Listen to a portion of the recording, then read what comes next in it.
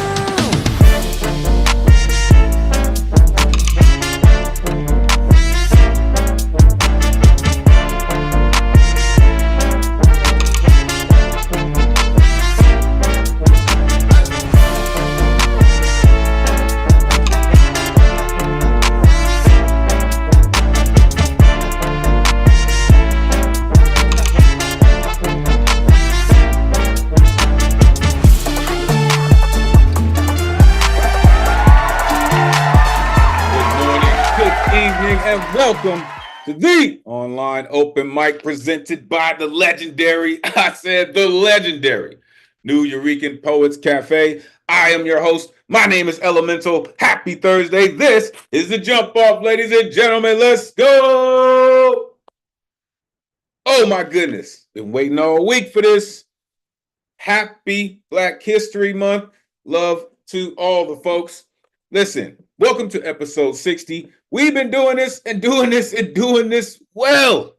Every Thursday, 8 p.m. Eastern, 5 p.m. Pacific, streaming live on YouTube. If you're watching on one of these streams and you would like to join us in the Zoom, the number's on your screen, 977-539-856. Jump in, join the greatest community in the world.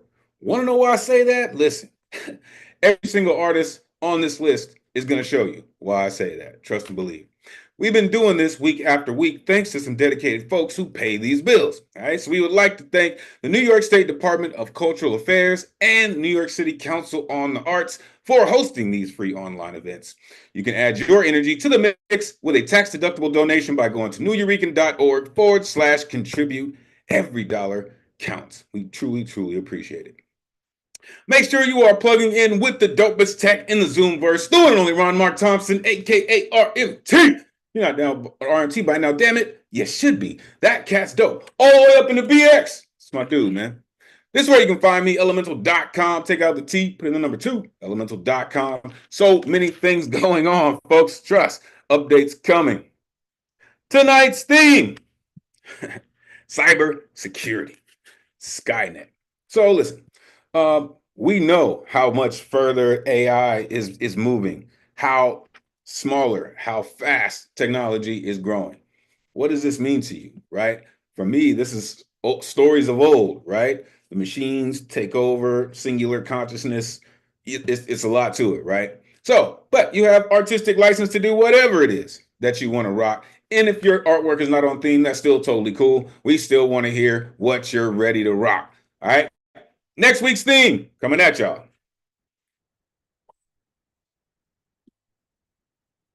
Fat Tuesday.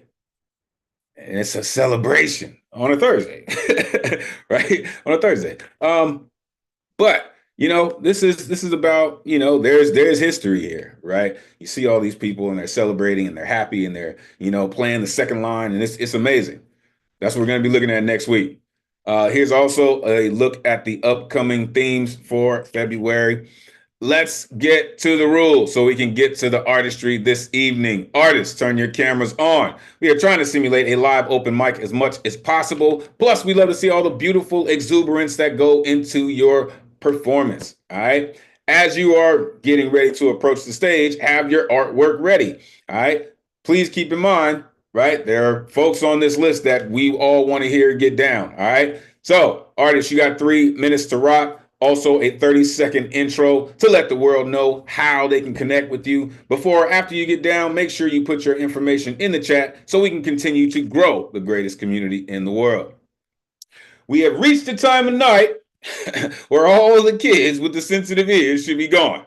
All right. There are explicit lyricists in this community, and some may even bring about some triggering flashbacks. All right. But the founders of our cafe were major proponents on the freedom of speech, and we will make sure it maintains in the vein of everything we do. Therefore, there is no censorship other than any hate speech or any ism that people may use to manipulate, which will not, I said not, be tolerated. Fuck around and get cute, man. Get the boot all the way from the BX, man. Listen, thou hath been warned. This is where the work happens. All right. It's a living, breathing trigger warning, right? It might as well be a coliseum, right? Why? Because blood will be spilled here. Trust.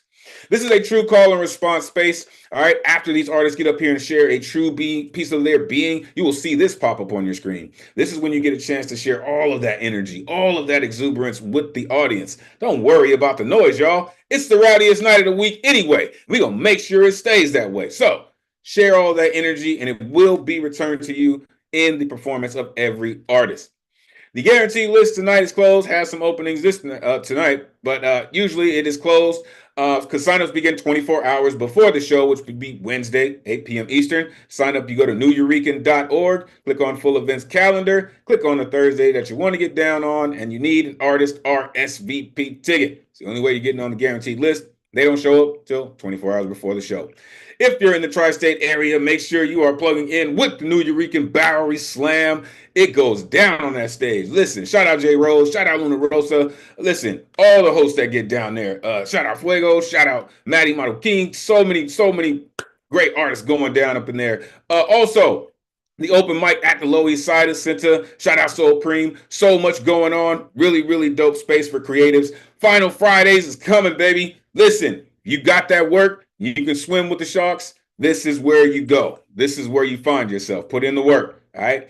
Also, the meditation spaces. All right. Again, trying to make sure we are taking care of the entire artist. All right. Tonight's list. Listen, there have been a couple of little changes. All right. But we'll get to that. Nothing crazy, nothing heavy. So let's do it.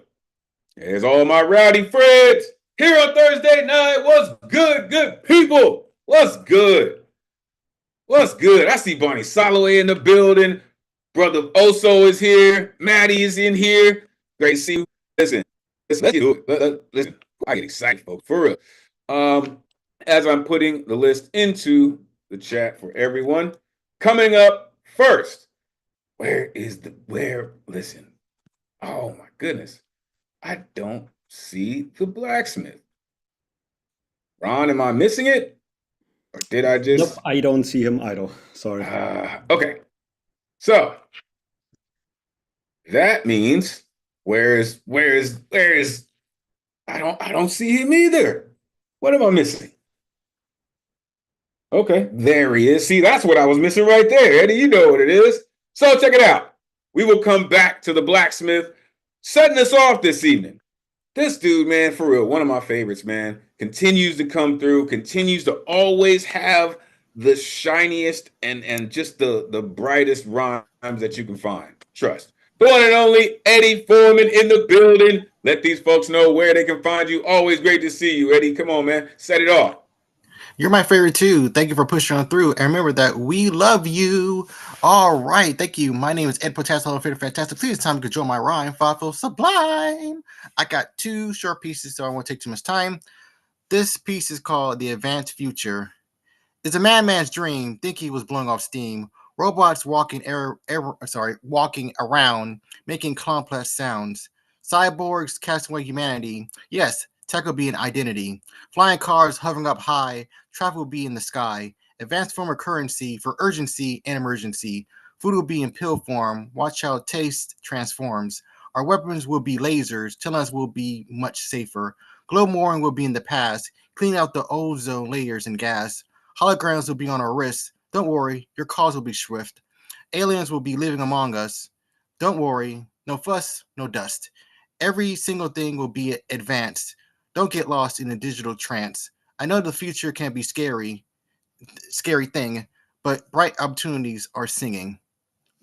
Thank you. The other one's called Page Not Found. I say last night, computer, you want to fight? I say in the document, then I click attach and sent. I don't want to write again. The words need to end. I was brainstorming like mad. Close to the opinions I add. My fingers dancing on a keyboard. Very easy than writing on a chalkboard. Now I have to start over again. Where's my papers and pen? Why didn't I take accurate notes? My ideas do swim and float. No, I believe. No. I think. Damn, my ideas start to shrink. Oh, I'm not a fan with stress. I can feel the punches in my chest. Breathe in and out. Be calm. Don't shout. Have time. There's no need to pout. It should be about technology. Sorry, computer. No apologies. Why is it backwards and flawed? Hope it won't come out odd. My essay printed on paper. Hope it won't disappear into vapor. Sometimes tech is a godsend, but it's not. It makes our plans and minds full of knots. Technology can confuse our simple task. What task? Do I really need to ask? I finally done. That was fun. Times always seem to run. Wait, my previous essay was saved, but accidentally saved it to Dave.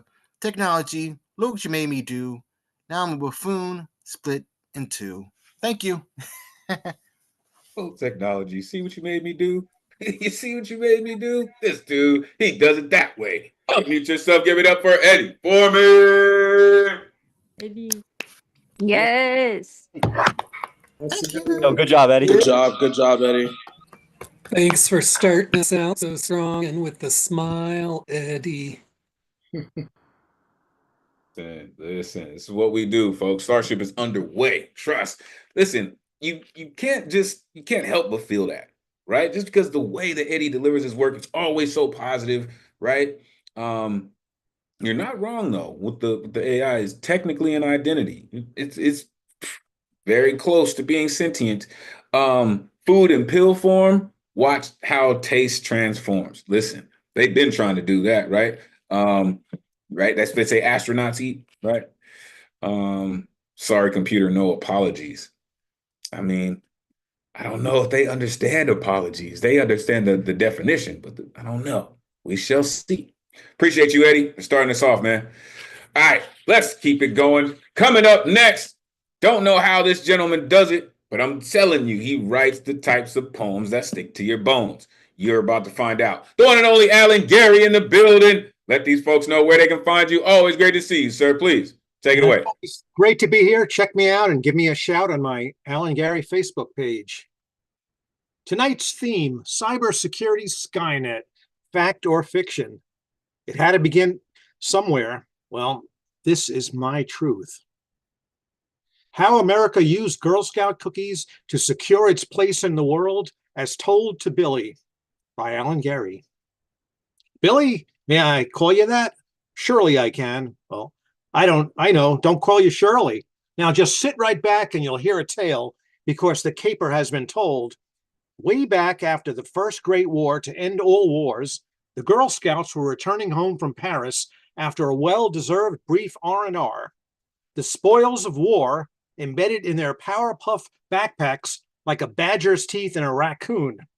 Cookies, cookies, and more cookies tucked safely away like Madame Curie's Alka-Seltzer tablets in a bag of rice. These kids fought the Kaiser's army and were victorious. Their merit badges included, among other things, good housekeeping in a pontoon, small arms fire over a campfire, and hand-to-hand miniature bayonet fighting without breaking a nail. The 1920s turned into the 1930s, and our nation underwent a depression. Prozac had not been discovered in Alaska yet. So the cookies, 15 years old, half-eaten, moldy, and stale, left over from the war, were touted as an antidote to the nation's woes by President Roosevelt. These cookies had been outlawed along with bathtub gin, early Coca-Cola, and reefer because of the madness they had caused when tested on two-headed mice. But Billy, hey, you ever watch gladiator movies? Excuse me. Now back to our true story. Because of the hypnotic effect of these little trummers, including do-si-dos, hagalogs, and lemon chalet creams, we were ushered into the nuclear age and forever assured of our role in the security of the world. According to Wikipedia. If it's in Wikipedia, then it must be true. Submitted by me, Alan Gary, based on reliable guesswork, because I am a good guesser. Thank you. Listen, I forgot the precursor with the storytellers in the building because this dude is definitely one of them. Unmute yourself. Give it up for Alan Gary. Good job, Alan. I really liked it. Great job, Alan. Love that. It's like listening to a radio show from some other time, but it's awesome. Love that. Yeah, pass me some of Madame Curie's Alka-Seltzer, please, Alan. Right. Getting in a bag of rice, he said. Right? And stop them Girl Scout cookies, though, man. Girl Scout cookies, manna from heaven. And they send the worst little minions out to make sure that they get you. The worst ones. They're always the cute little minions that they send out. And they just empty your pockets. It's horrible. I just dig how you write stories, sir. Like the way, Powerpuff backpacks, like, come on, man. Like, just, right? Good housekeeping in a pontoon. Like, I don't know if you mean a tent or a poem. Like, that was beautiful. He said they banned bathtub gin, early Coca-Cola, and reefer, of course, after they tested them on two-headed mice. Like, I can't remember the last time a two-headed mouse came running around in a poem. But we got Alan Gary, man. It's amazing what you do, sir, and I appreciate that you do it here. Truly appreciate it. All right, let's keep it going. I mentioned, let's see, where are we going here? So this next gentleman here, I like to say that, our week is crazy, but we find a way to get into a balance. And usually it's because of this gentleman's artwork right here. The one and only Joski C is in the building, and he has his instrument. Boy, I'm telling you, it is always great to see you, Joski. Let these folks know where they can find you. Please, take it away. Hey, Elemen2al. Coming through? Coming through like a rock star. Let's go. Okay. I'm about tired of this racist man with his shark bite signature and his cruel pen. So I wrote this song a while back after hearing Donald Trump brag about testing, scoring very high on what he believed to be an intelligence test. He had to remember a sequence of 5 words, and he was very proud of himself. What he didn't realize is that this was actually a test for dementia. So I'm going to start with a new haiku, though. Intelligence. Such intelligence. The fire was a genius, said the president.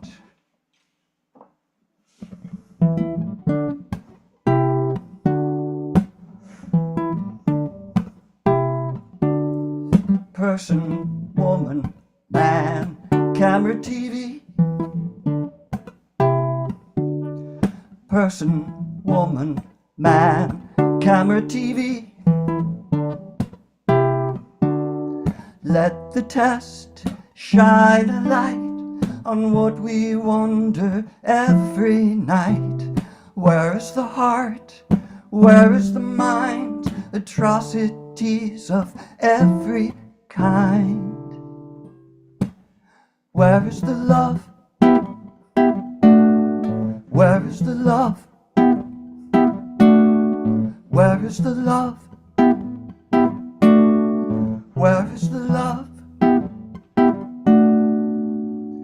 Can't brag less, you're the best. You passed the dementia test. Diagnosed, so insane. How else do you cause such pain?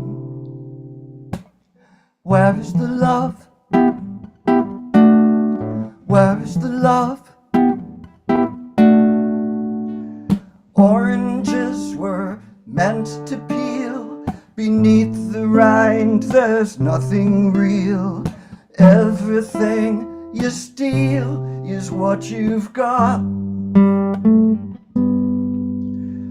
Takes a lifetime to create.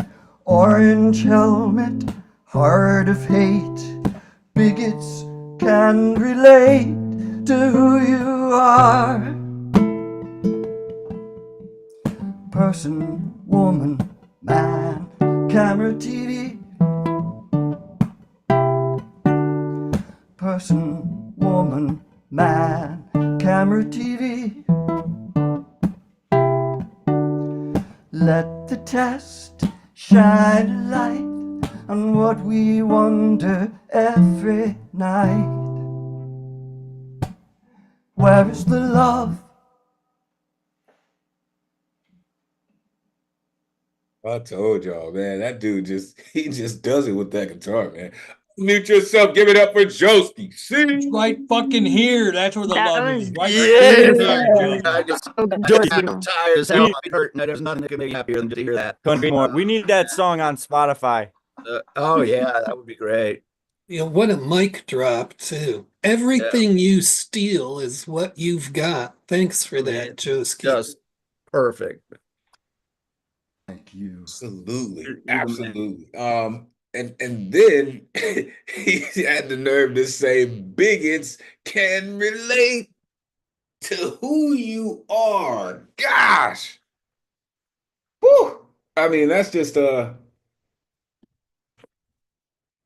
put it right there on the table. You know, it's nice and warm. Listen, I always dig what you do. Said the fire was a genius, said the president. Got here, man. Where is the love? It's a great question. Someone, someone once said, what the world needs now is love, sweet love, right? We'll wait for you to do that album, Joski. Truly appreciate what you do, man. You always come through with that work. You know what it is. All right. Coming up next. Listen, you mentioned a number in there, and that's a good while to be shopping, sir. I could see why you said your feet hurt. It is great to see this next artist, beat poet laureate of Colorado. This gentleman continues to come through with one of the sharpest pens I know. Mr. Lighthouse Writer himself, the one and only Michael Sindler is here. Let these folks know where they can find you. Great to see you, sir. Glad you made it. Please take it away. Great to see you. I was worried about doing it because on the way back, rush hour traffic, thought I was going to get stuck parking lot on the highway, but it worked out. And when it's still time to say lighthousewriters.org to you, all you people out there in YouTube land, because everybody here was like, oh, again. But it's a great place and has a lot of great things going on that are worth checking out. Yeah, boy, I have definitely, my brain is just, but I'm going to start with a new piece called Free Library. The view from here is gray and bleak, changes little week by week. The encampment shrinks and grows as the unhoused come and go. I fill the free library by the entrance, a few at a time, in remembrance of those who gave or lent me a volume that provided succor or relieved the gloom, even if only for a moment's peace. In the printed page I was released. And so I hope to do the same for a soul I will never know by name, but will be kindred through literature, when from my window as a voyeur I see them wander back into their tent with hard or soft back entertainment. A small panacea, perhaps, not much more. Worlds of words for those who live outdoors. And I'm a big believer in little free libraries. I think that's direct compassion, and that's what we need, is compassion all the time. This next one is called The Rings of Saturn.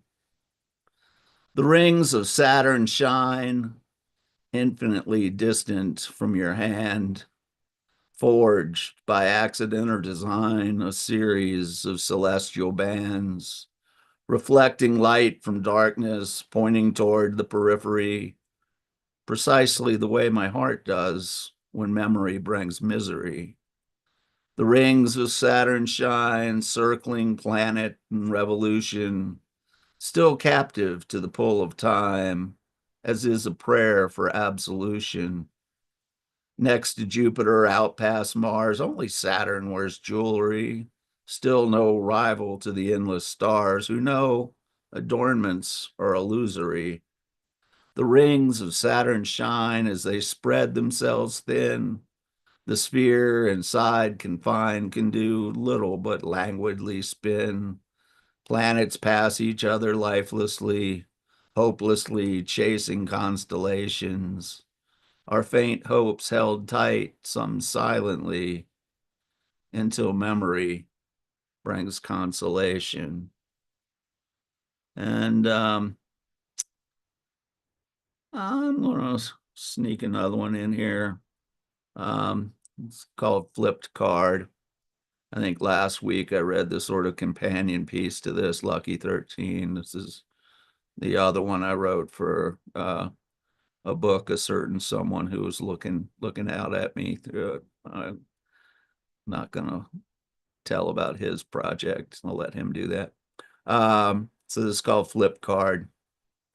You flip the death card, number 13, symbolic of ending, symbolic of change. You flipped off the past, a number of things no longer needed, no longer you. You flipped expectations, went out of your orbit according to onlookers, according to hangers on. You flipped the table, upsetting traditionalists, looking to hold you back, looking for favors. You flipped a baker's dozen into that mystery, some say to beware of, some say to count on. You flipped the death card, number 13, symbolic of change, symbolic of endings.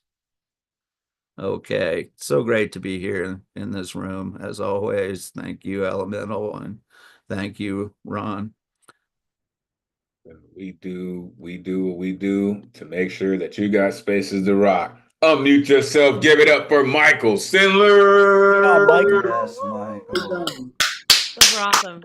God, I love your work. Oh. Let's hear a planet meditation, Michael. That put my mind out in orbit. And the library. Oh, man. And you better put away the ice cream. Right. Thankfully, there wasn't gridlock. Thankfully, you made it home. Listen, what you said is gonna be in my brain for a minute. Only Saturn wears jewelry? Come on. What? Oh, that was just beautiful. Before he went to space, he said the encampment shrinks and grows. Right? And that's just, like a heartbeat, right? They're talking about the heartbeat of America. Like, that's it to me, right? The ebb and flow of how those encampments shrink and grow. Listen, having free libraries, like that's the beginning of conquering language gaps, right? That can bring people to a peace talk because then actually everyone understands what's going on. It's a great idea, sir. We need to work on that. Thank you for doing what you do, for making time to rock with us, right? Because we're definitely going to make time to rock with you, sir. We truly appreciate you. Let me shout out a couple folks in the building. I see Matthew's here, Morgan's here, Ainsley's here, Julia, I guess that is. I apologize if I mispronounce your name. Andrea's here, Emma's here, Steve Romanow's here, Jenny's here. Haven't seen her in a while. Harmony and Hannah are in the building. Truly appreciate all of y'all for coming through and sharing your energy. All right, let's keep it going. This next gentleman, I believe, just released a book, may even had a release party recently. Listen, what this gentleman does is uniquely him, and trust me, you're going to find out why I dig this dude. The one and only Douglas Kayla is in the building. Let these folks know where they can find you. Make sure they know about that manuscript, man. Great to see you. Please, take it away. All right, I'll plug it. The manuscript is called Tuesday Night Beats. It's available on lulu.com as well as Amazon and all other places. It was just approved for global distribution. So you can find it there. And I co-published it with my good friend and fellow poet Jacob R. Moses, who you'll hear from later. Anyway, I will jump right into my poems. I'm going to do two. This first one was inspired by 17th century poet John Milton, author of Paradise Lost. Here it goes. In the primordial ooze during pre-dawn civilization, a devil whispered into burgeoning humanity's earlobe. Instant and rampant corruption ensnared those who dared to rebel, buried by the machinations of history. This malicious seed that was planted acted as a harbinger of death, merciless destruction, unruly violence gripped the universe, a cacophony of fraught notes played by a zombified orchestra. I weep at the thought of New Age cataclysm, where tyrants now feel like occupying other countries is the airtight solution to further upheaval. This is a path that leads toward fallibility. A reckoning is at hand, where demands outweigh resources as insanity becomes as porous as ink, makes you truly think about the dusty dirges of the siren sounds no one now answers. A lingering strand, a sinew of a once promising land turned instantaneously to an epicenter of a gargantuan gravesite. Instead of commemorating the snuffed out deceased, we need to encapsulate what's left of life. Without further astronomical self-sabotage, our virtues imprisoned and held hostage methodically, a constitution that may as well be used as toilet paper to wipe the anuses of the wealthy and privileged. Vagabonds do their strut. Artists augment a grim reality. A gavel is mightily swung and fate ever decided. If there is an imbalance between good and evil, is there room in the vortex of the gray? That's the first one. This one is called Slow and Steady Creep. Benevolent forces attempt to thwart malevolence. With sharpened chisels, they pick away at a destitution, trying to preserve the Constitution. For constituents play into the arms of maniac leaders, slogans saluting the Third Reich. I feel like a Neanderthal who hasn't yet discovered fire, but my passion burns, crackles, and smolders. I don't need flint or a screwdriver to ignite it. I don't even require lighter fluid. It is organic as much as it is orgasmic. The overflow, the volume can't be measured, but I am tethered to my weaknesses, personal failings, and misguided attempts at investing in people for personal gain has left me adrift in unsettled, raucous waters. Manic episodes sneakily inserted themselves into my behavior, alienating almost everyone. It is like I was never born, where no one really knows my name or my identity, a man displaced out of time, surely as it doesn't wait for any man to play catch-up. It just bulldozes on, leaving trails of bodies in its wake. You see, I inject reuptake inhibitors to prevent my mind from collapsing under societal pressure. I am on the other end of a fisherman's hook. My net, though, is empty, for I've been casting it out with no bait, towing the line, walking it straight. Self-hatred corrosively corresponds to my apparent crucifixion, but I am not yet ready to be placed in my casket. Quite yet. Poem. You guys been putting in work, man. Damn that, I love it, man. Unmute yourself. Give it up for Douglas. Kayla. Yo, I love that energy. Yeah. That energy. That was a slam. You're good at 30. There you go. That was beautiful. Really appreciated the physicality of your performance too. It really brought across the tiny screen all that energy you were projecting with your voice. Yep. Thanks so much. Appreciate that. Absolutely. You know, again, I love when artists are gearing up to write books because, you know, just like in music, you have to record many, many more songs than actually land on the album, right? Poems are no different, right? You write hundreds just to get about 30, you know? But I can tell you've been putting in the work, right? The way you've been dancing around these words, man. Like you've been, you know, dancing with some stars, man. For real, like just a path that leads toward fallibility.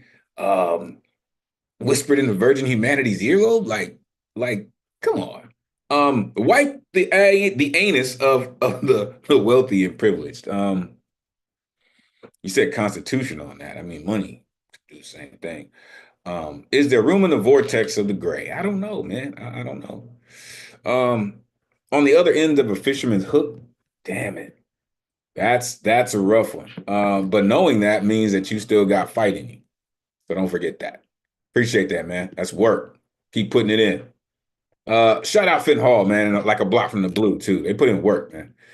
All right. Coming up next, listen, I'm telling you, I keep trying to tell y'all, this dude is like the folk singer of our generation, and he just puts it down. Listen, this gentleman has been rocking with us, singing his incredible songs with us, and every time he comes through, man, I just enjoy what he does. He's got one of the dopest backdrops in the building, for real. The one and only Bill Elkins is here. Let these folks know where they can find you. Always great to see you, sir. Please, take it away. Hi, Elemental. Hi, everybody. I'm out here in Long Beach, California. I can be found on Instagram, Midwestern Bill 51. I'm on Facebook too. Anyway, I'm going to do a song original that I've sung before. It's entitled "My Lady from Manila." I hope you like it.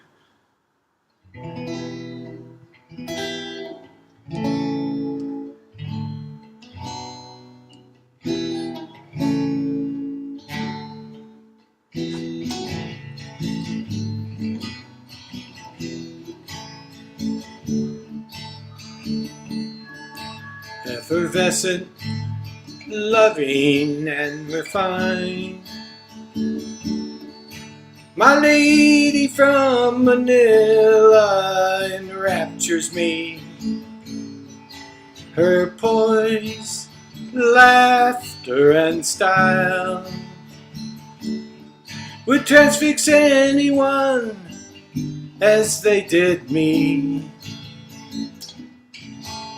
A nurse by profession, she's my Florence Nightingale.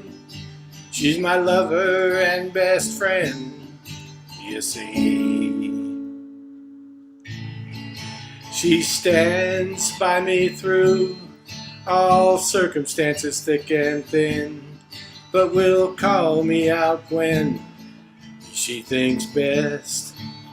La la la la la la la la. La la la la la. La La la la la la la la la. La la la la la. A classical music aficionado. My lady from Manila turned me on to Mahler's symphony. I shared my love for opera, taking her to Tristan and Isolde at Covent Garden.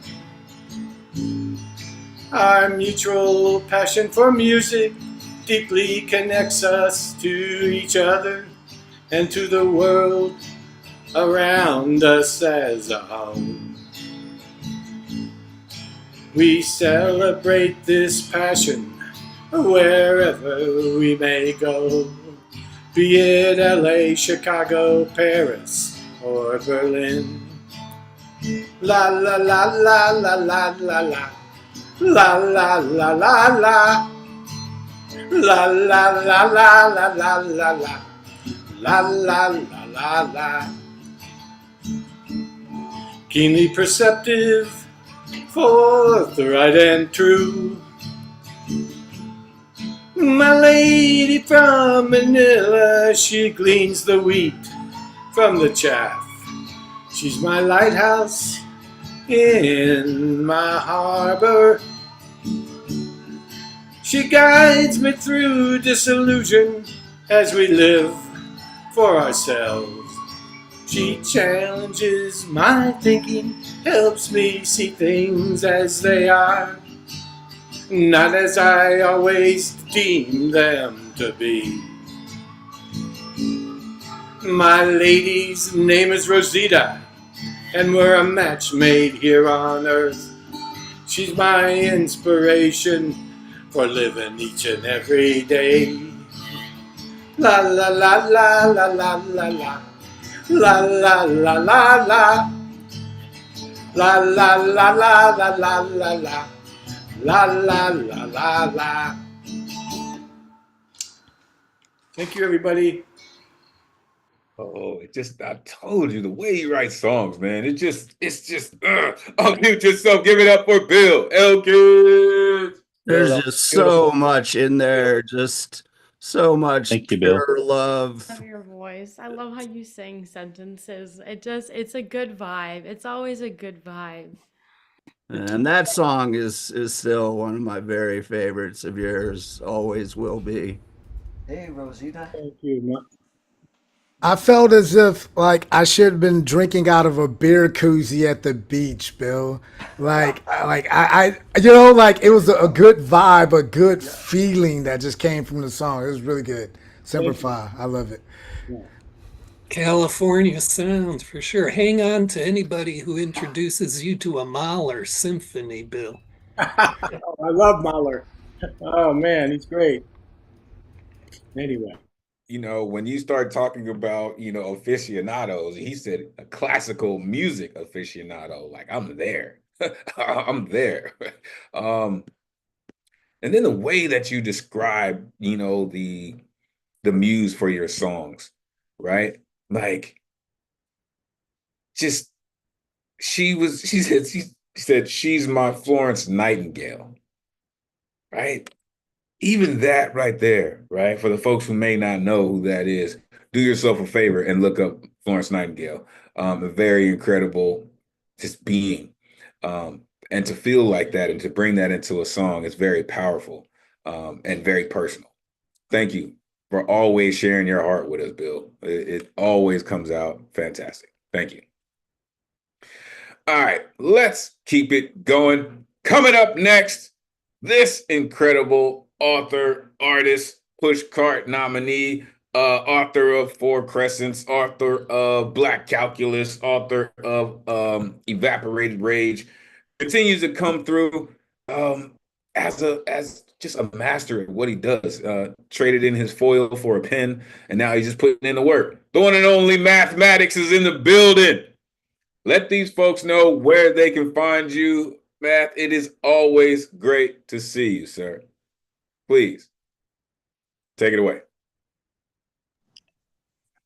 Good evening, my people. I got a poem that's on theme, dealing with artificial intelligence. But I'm gonna start with this piece right here. It's called Prodigal Rivers. Return to the beach, life begins again. That's the epigraph, and that's by Mathematics.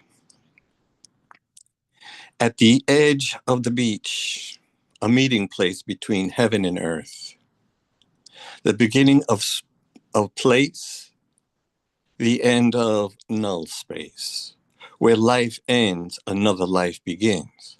Underwater, a universe without stars. A sea of possibilities opens to the same dark. Light banished like the prodigal son. Exiles themselves into the desert. 40 years wandering in wonder, up and down spiral staircases, hoping to find light at the bottom. Only a hazy mirage there. Imagine the oasis, a make-believe place.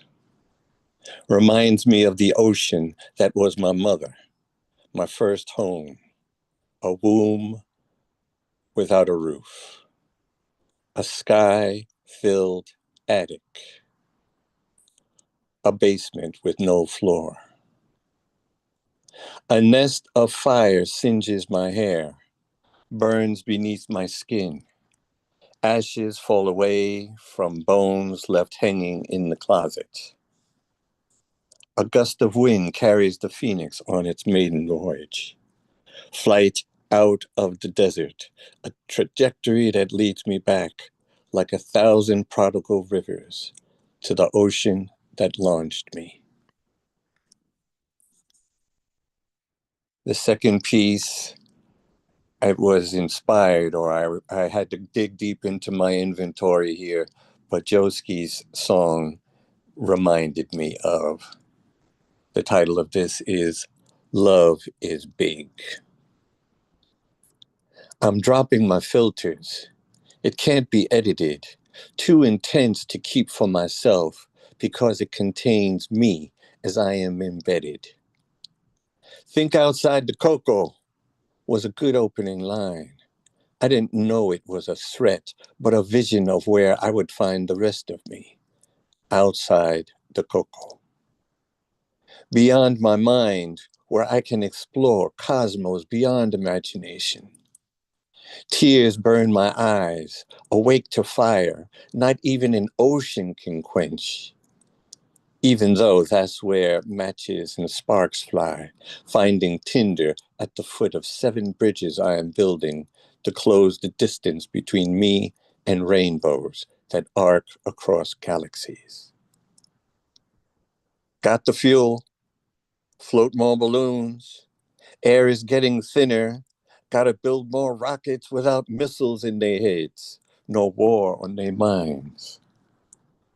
Love will land like an earthquake. Watch the industrial complex come tumbling down because artificial intelligence won't know what to think. Love is an indecipherable language that can't be programmed. Love is an unthinkable thought, like we try to presume our worded prayers have meaning in God's ear. A no place for our egos.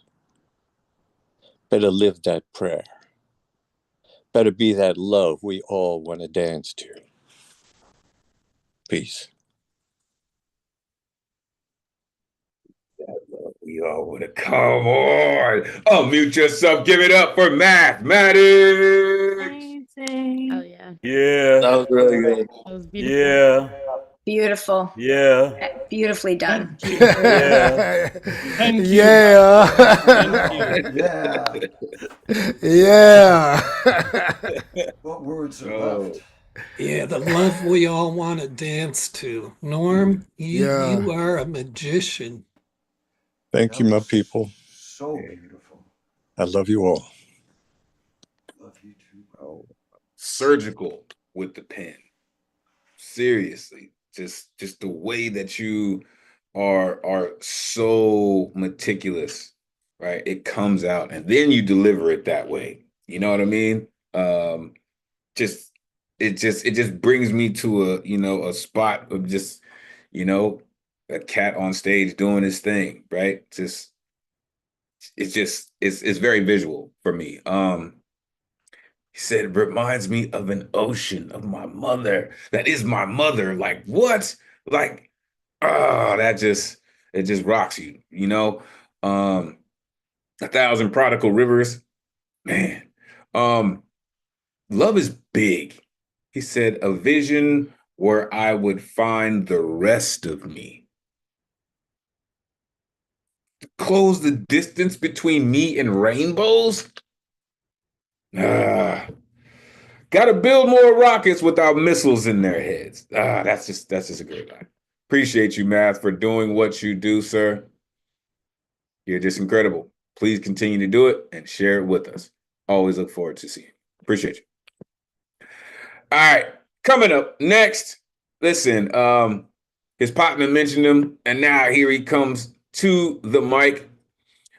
This incredible artist also just dropped a manuscript, also is about to put in some work this evening because that's always what he comes to do. The one and only Jacob R. Moses is in the building. Let these folks know where they can find you all the way from Shaolin. Come on, man. Take it away. Great to see you. Hey everybody, Jacob R. Moses, Wizard of Willow, Shaolin Poet here. You can find me on Instagram at Jacob Reuben Moses, JACOBREUBEN, like the sandwich, MOSES. You could also pick up a copy of Tuesday Night Beats here on Lulu and Amazon and all major book retailers from wherever the heck in the world you live. So, gonna get started. I have 2 poems tonight. One of them is based on the challenge that my cohort Doug presented before, and that's the I've been writing these poems poem. So this is called These Poems. I've been writing these poems, and they protest literary convention. And these metaphors have been picketing at the sidelines of stanzas, and these similes have been initiating the rallying cries, and this imagery has been writing literature of protest, and this meter has been beating the war drum, and this enjambment has been stopping authority in its tracks, and this catalexis has been keeping the pace of the march, and this envoy has been de-escalating riots, and this alliteration has been empowering the people to chant, and this assonance has been crooning songs of change. I've been writing these poems. Welcome to the new genre. And the second one is new shit. Brand new shit. Little preface before I do this. Tomorrow it'll be a 20-year anniversary of something. It's a painful one, and there is a trigger warning. It's about suicide. So this is called 20 Years Since. Tried to write about that day so many times. Cried and fright into the gray, then the rhymes avalanched from my thumbs, waiting to pound, wanting to pound my fist into my own brain, for I deplore the disdain contained in conditional love, not conditioned within me. I am not the same person I was 20 years ago, but the pain lingers. Middle fingers are what stigma feels like. Constant reminders that I lost myself.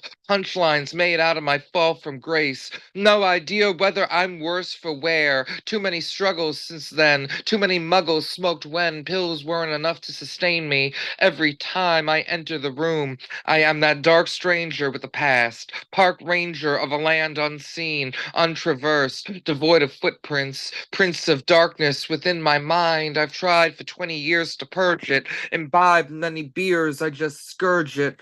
Knowing I was not born to suffer, not my birthright to run into the same pitfalls time and time again with those without my best interest at heart. To be taken for granted, to be abused, to be hanging from the balance like I did when I could have died. And here I am, writing out my sorrow and trauma, wondering if this poem will end abruptly in the same way I could have ended this life, ended these voices, ended these mood swings, ended this paranoia, ended this rage with a Long Island iced tea packed in a thermos. But this poem needs to end smoothly.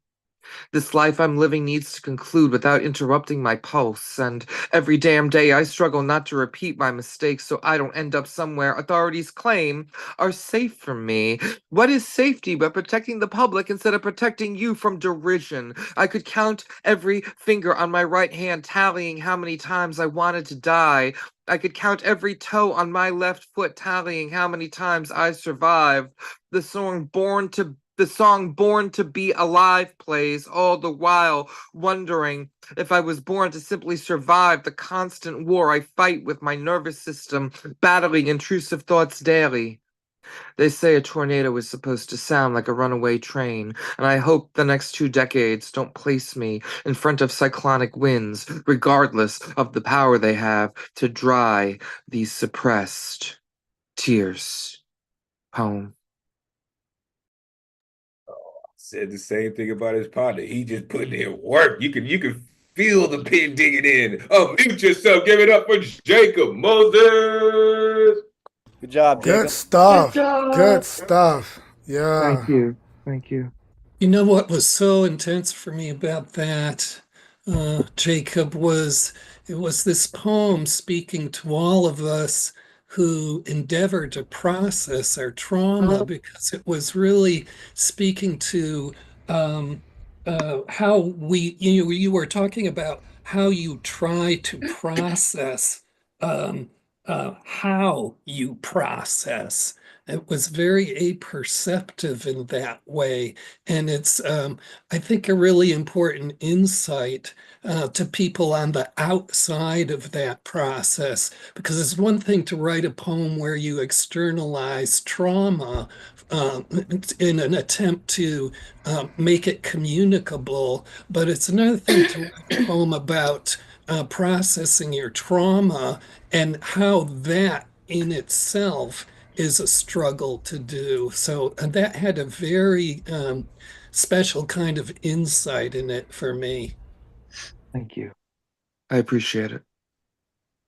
As I've said, folks, that is the work. Right?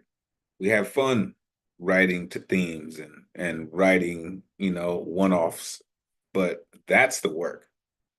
And you said you've been trying to write it for 20 years, right? Like that's the work, right? And you had to learn all these things to be able to say the things that you said in this poem. That's the work also. That's the journey, right? And it shows in these poems how far you've come with your work, right? He said middle fingers are what stigmas feel like. Come on. This poem needs to end smoothly. Like, come on. Land that plane, man. Land those stanzas. That's what I'm talking about, man. That was, again, heavy as it was. It's work, right? Rhymes avalanche from my thumbs. Come on, man. Come on, man. That's putting in work. And I appreciate you for putting it in, right? And finding the strength to hold on and continue to rock with us, man. Truly appreciate you. All right, 2 more, and we are going to go to halftime. Coming up next, when this artist comes through, this artist also puts in work, okay? Whether it's with her pen, whether it's physically, she's focused. She puts in the work, y'all. And then she still finds time to come and rock with us. One and only Bonnie Soloway in the building. Let these folks know where they can find you. It's always great to see you, Bonnie. Please, take it away. Thank you, Elemental. Thank you so much. Yeah, I'm on Instagram, B Soloway, and other platforms, but mostly Instagram. I'm going to start tonight with a poem that I found that after I wrote mine, and it really spoke to me about the times today. It's by Nikki Giovanni, and it's called For Sandra. I want to write a poem that rhymes, but revolution doesn't lend itself to bebopping. Then my neighbor who thinks I hate asked, Do you ever write tree poems? I like trees, so I thought I'll write a beautiful green tree poem. Peeked from my window to check the image, noticed the schoolyard was covered with asphalt. No green, no trees grow in Manhattan. Then, well, I thought the sky. I'll do a big blue sky poem, but all the clouds have winged low since no Dick was elected. So I thought again, and it occurred to me maybe I shouldn't write at all, but clean my gun and check my kerosene supply. Perhaps these are not poetic times at all. That was something else. This is called Run and Gun. What to do when life's a wreck, when thoughts converge tight round your neck, demanding that each breath of air become your only one true care.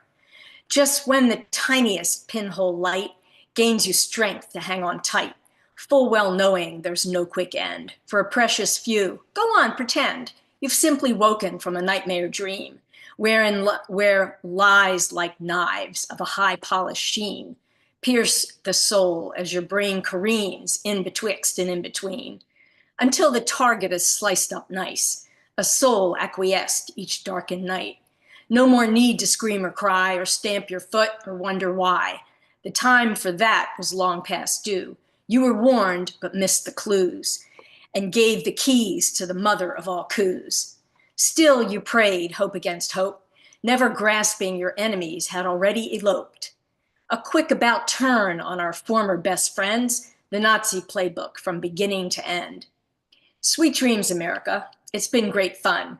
You've picked your poison, there's no refunds. Survival tactic 101. Stay locked and loaded. Time to run and gun. Thank you. She came in running and gunning on you. Oh my goodness. Unmute yourself. Give it up for Bonnie Soloway. Yeah. What? Yeah. Yeah. Nicely done. Fire. Thank you. Definitely fire. Thank you so much. Yeah, nice to And know stick- where that inspiration came from. I was reminded of a quote from Nikki. I heard a little short while ago. She was clapping back at James Baldwin, and she just said, "I have a lot of truth to tell." And I've been doing some work lately with some colleagues who produced this conference for 5,000 visual arts people, and they were talking about how all their constituents are now very demoralized because they find themselves having to be back in a situation we all thought we got rid of. And I was reminded of something I was taught about, standing up and moving forward, which is you're supposed to get more inspired with every impediment that's put up in front of you. And I think we all have to remember that at this point, no matter how much we feel demoralized or kind of punched out by this situation. Thanks for your poem, Bonnie. Thank you very much. Appreciate it. Thank you. I love when things kind of explode that you didn't think would explode, right? It was just a candle. Listen, and I love how you paired it with Nikki Giovanni's poem, May She Rest in Peace. I love that. Revolution doesn't lend itself to bebopping. Instead, I clean my gun and check my kerosene supply. Like, let's go. And then you come and say lies like knives have a high polished sheen. Like, warned but Mr. Clues, the mother of all coups, and the Nazi playbook. I thought I didn't think they had one of those, but I'm starting to believe that there is one. Just saying. Thank you, Bonnie, for doing what you do. Again, it's always great to see you and to hear your work. And then, to get your colleagues excited, like, oh, she's running and gunning in here. Let's go. Let's do it. Thank you, Bonnie. One more artist, and we'll go to halftime. Coming up next, this gentleman, listen, peace to the gods and the earth, for the knowledge, wisdom, and understanding. This gentleman came to do lots of things, but did not come here to tap dance. Trust and believe. The one and only Baba and Gomez in the building. Let these folks know where they can find you. Always great to see you, God. Please take it away. Yeah. Hold up. Yeah, it's good to see all of y'all. It's good to be here.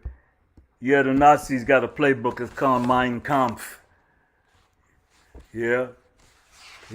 Anyway, I was like digging in the crates because I've been rearranging furniture and shit in my house, you know. So I'm pulling up some poems that I wrote a little while ago, and it's really interesting to find out the similarities of what's going on now and what was going on in.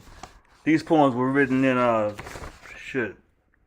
2003. Okay, check. This is called a vet's poem to his children.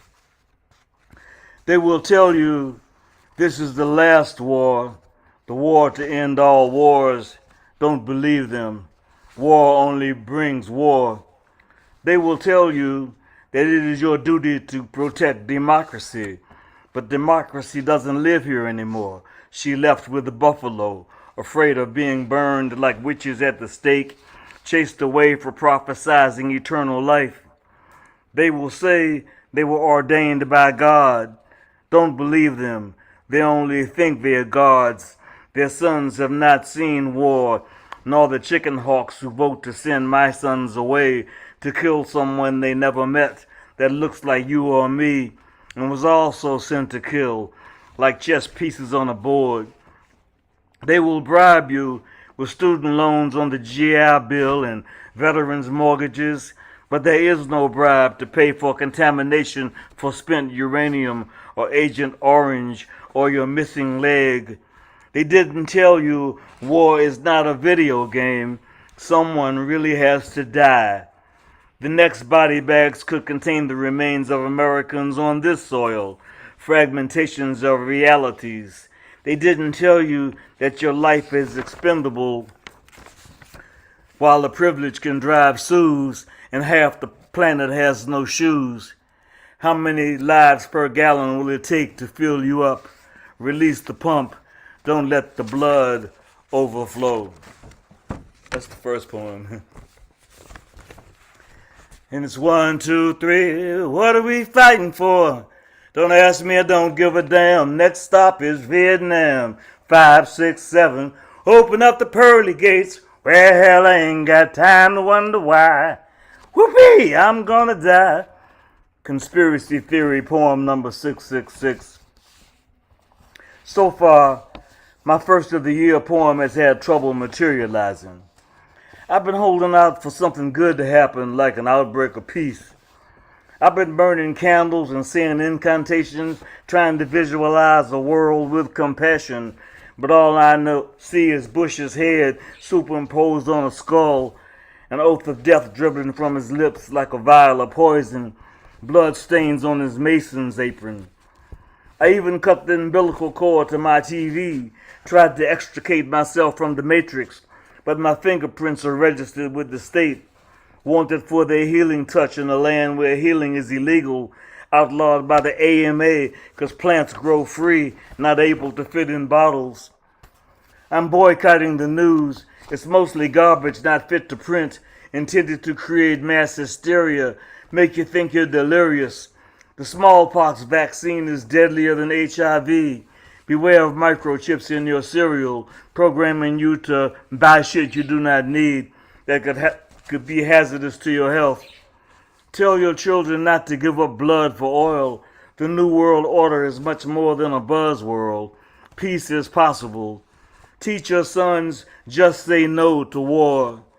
The WTC was an inside job. Bin Laden is a figment of the Bush imagination, like democracy in Florida, or the notion that the Civil War is over. Perhaps you haven't noticed, but the oil barons are fighting and gun sales are good for the economy. I don't know much about gangster rap, but the real gangsters do drive-bys in Baghdad with tanks through Baghdad ghettos. The seeds of Hitler's bastard babies don't fall far from the trees, so I guess I won't be hired as poet laureate as Def Jam turns a deaf ear to the truth on my plate. But I don't give a damn, I don't write poems to win slams. These poems are so much like prophecy, sometimes I'm scared to write what I see. The words tumble through my pen like Zen, shining their light on this corruption and sin. I be that warrior of light, illuminating Illuminati, exposing the forces of the darkness. I come to ruin the party. I teach your children to question authority, like the morality of the moral majority in this big dysfunctional family.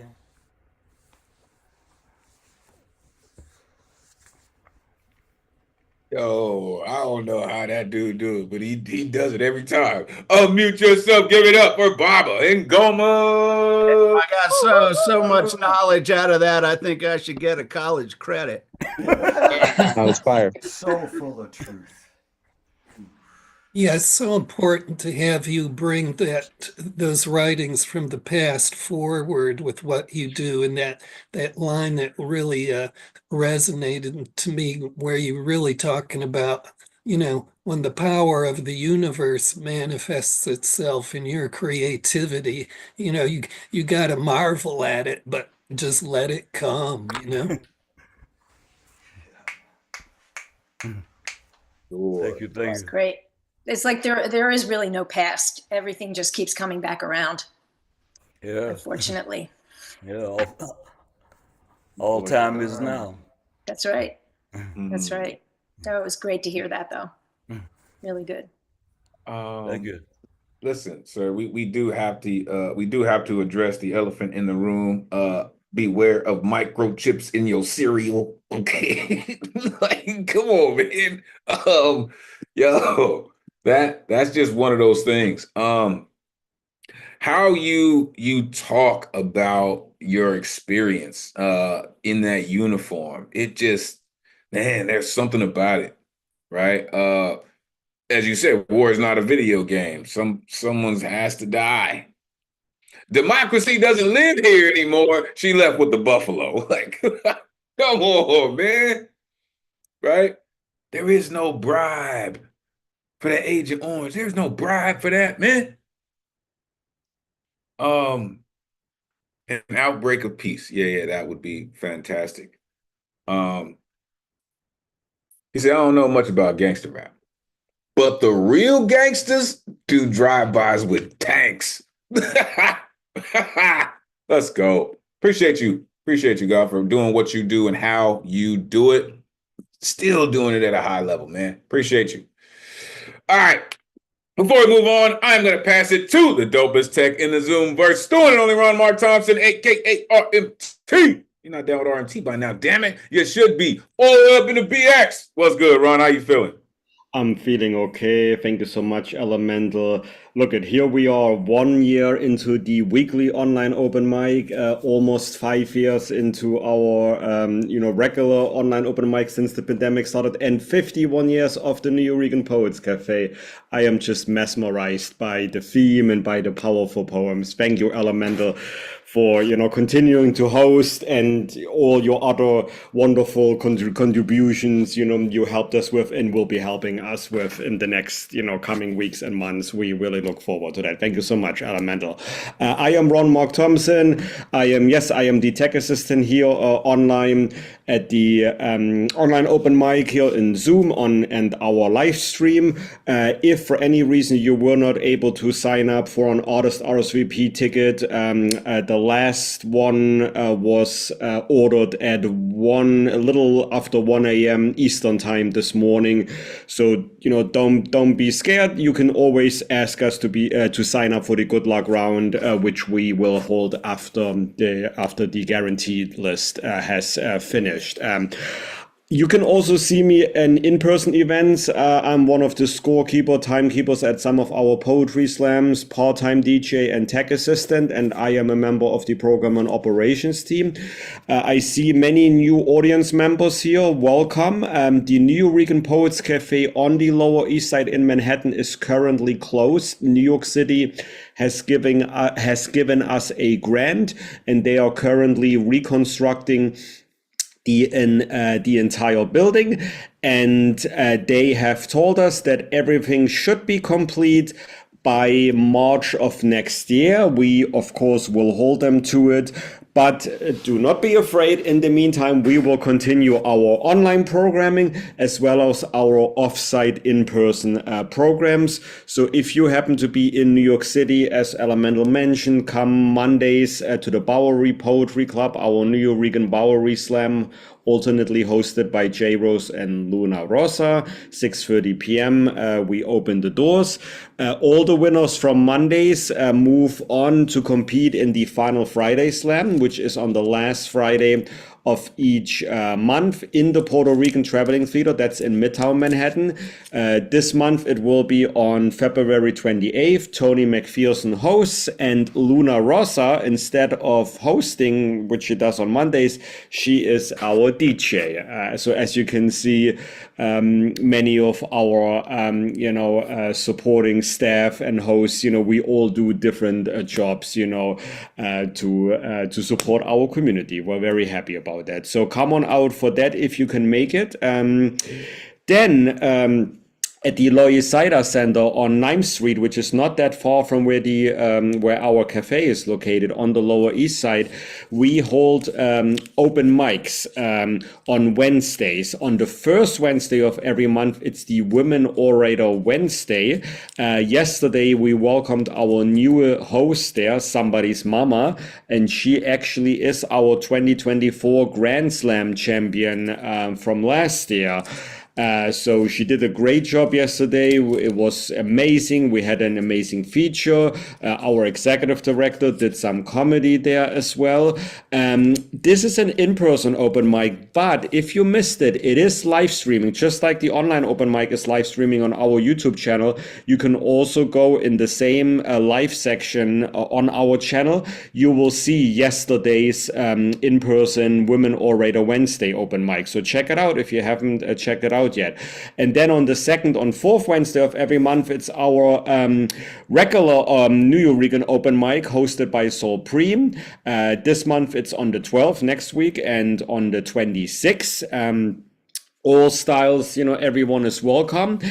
Except next week, we will still have an open mic, but part of the open mic will be a special slam event because for this year's slam team, we still have to fill the fourth slot, the fourth spot.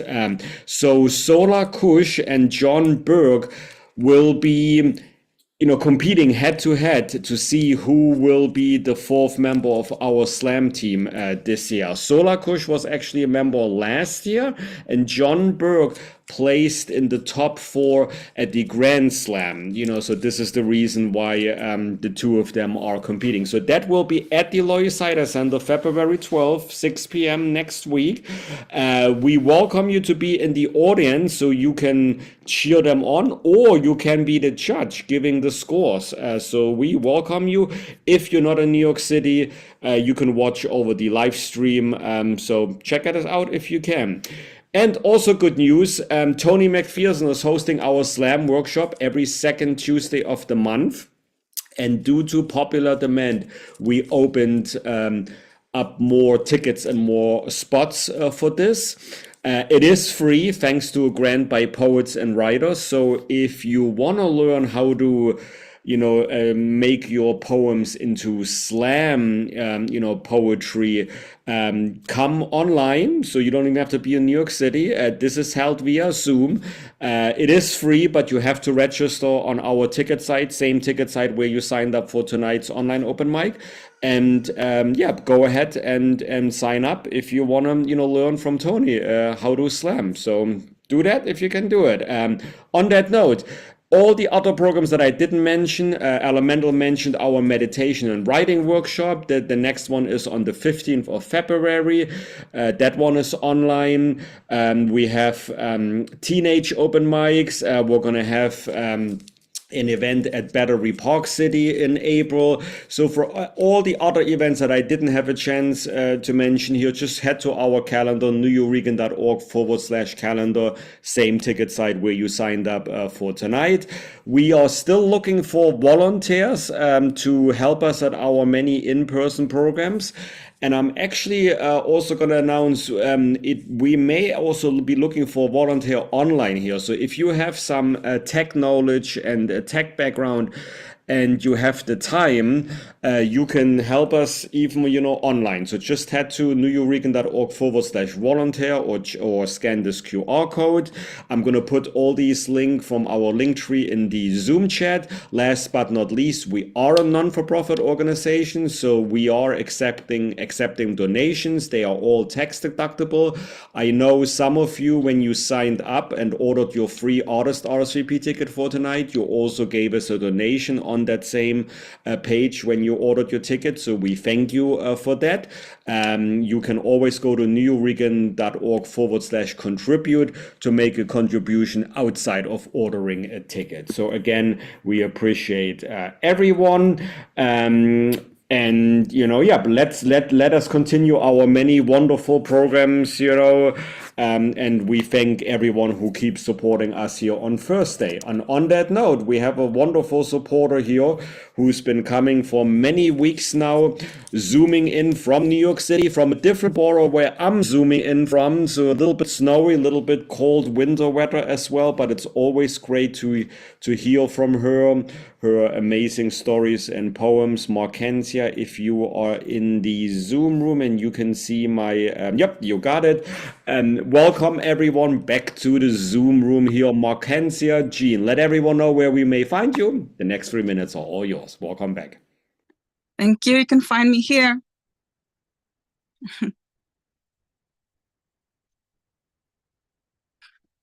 Fine print, invisible ink, coding, inscription, bionic footprint, grasping hold of data, information, website typo, screen, numb, mouse, silent, pop-up notification window, 5-minute time clock, call tech support, computer at risk of malware, bug, microbe, a patient, pleasant, concerned woman with an East Indian accent picked up the phone. Identity theft, she said. Others want access to your mobile banking, passwords, Wi-Fi network. Do not use Wi-Fi for 48 hours. A diagram she drew on my computer screen, illustrating how it all works. $200 shall reverse the process. Shall I provide home address, phone number, and billing information? My cousin draws close, phone in hand, on a web security page. Want them to come and kill us? It's a scam. Shut down your computer, hang up your phone. Thank you. And I don't know how she does that. But again, the rapping and the storytelling is like, come on. This is what she does, y'all. Unmute yourself. Give it up for Markensia. Good job. I really liked the work. You just scared me a little bit more about cybersecurity. You gave us good points there, right? You know what we have to watch out for. Thank you. Yeah, there's such a wonderfully told story too, of just those almost soundbite facts and how they progressed to tell the story. And, I know that feeling all too well, having been targeted by some pretty severe attempts myself. But you did that with such economy of words that was so marvelous. Yeah, how you tell stories, Markensia, is pretty dope. You said bionic footprint. That's just a blast from the past for me. Screen numb, right? A diagram she drew on my computer screen. Like like your style is really dope. And then how you wrap it into that poem, it really lends well to your delivery. Pretty dope. Thank you for doing what you do. It's a scam. Telling you, I told y'all, it's the greatest community in the world, right? You're going to learn something every single time you come through. Make sure y'all are showing your love to RMT. Really, that cat is all kinds of dope, straight up, all the way into BX. Really, really appreciate you, Ron, for all you do to hold us down, man. Thank you. Elemental, one more thing. I actually forgot to promote something because I know we always like to promote, our members of the community.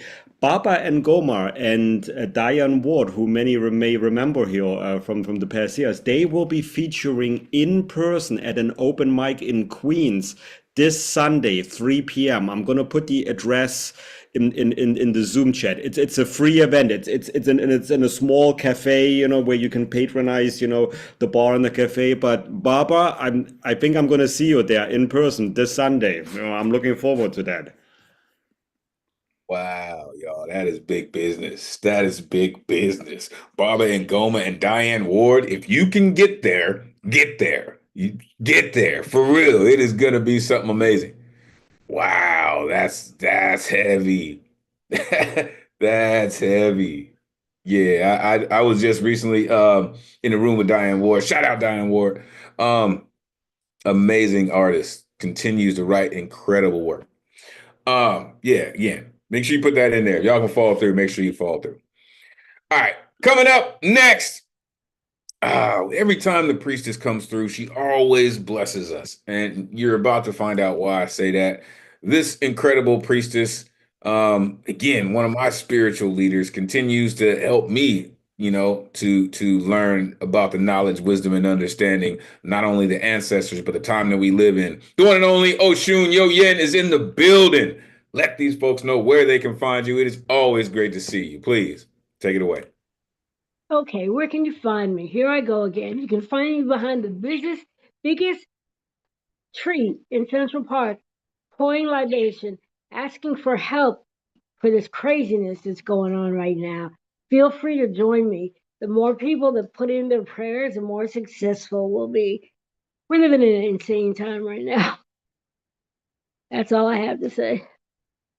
It's somebody's bad nightmare.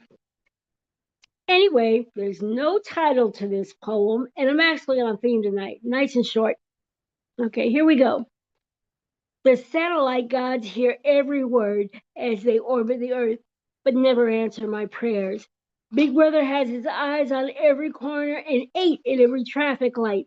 The vigilance issues traffic tickets, but no protection.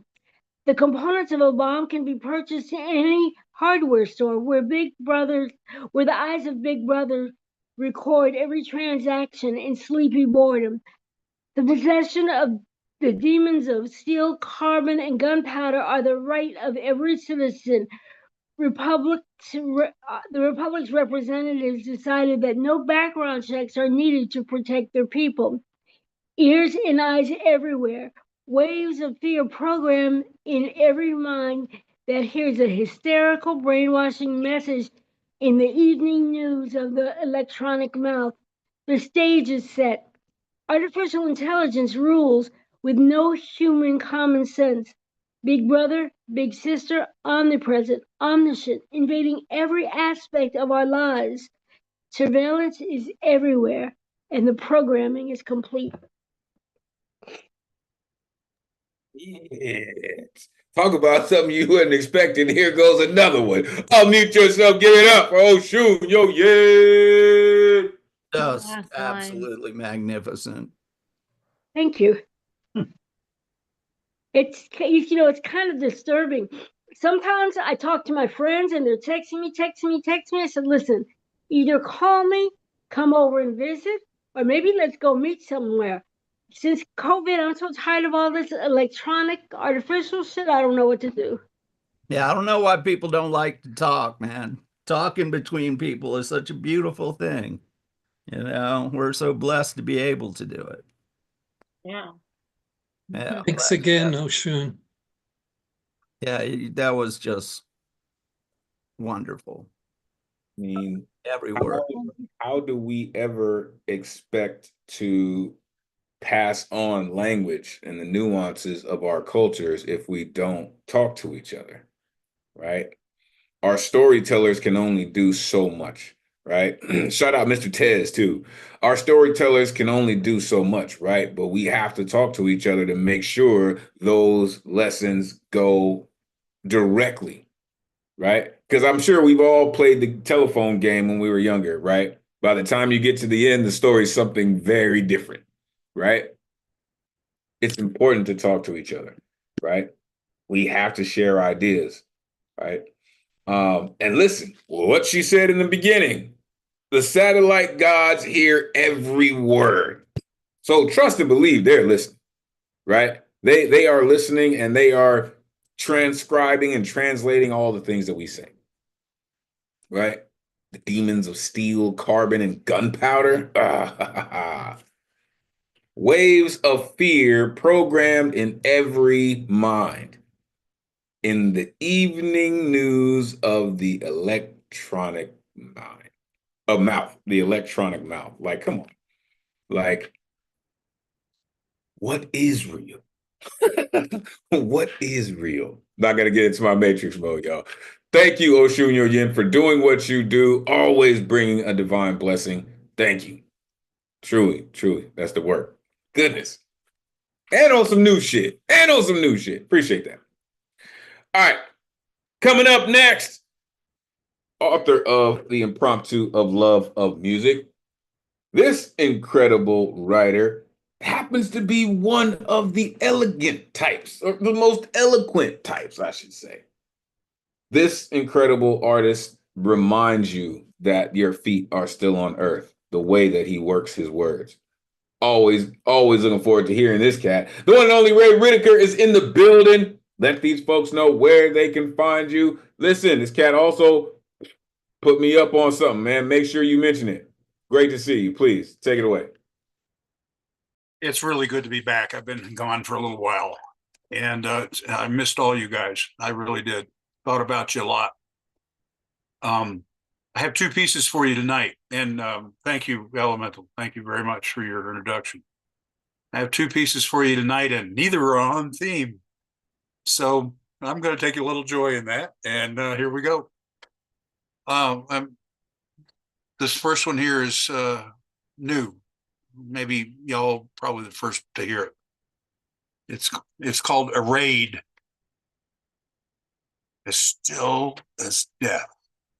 No movement in this dark place. No chest rise or fall. No stars.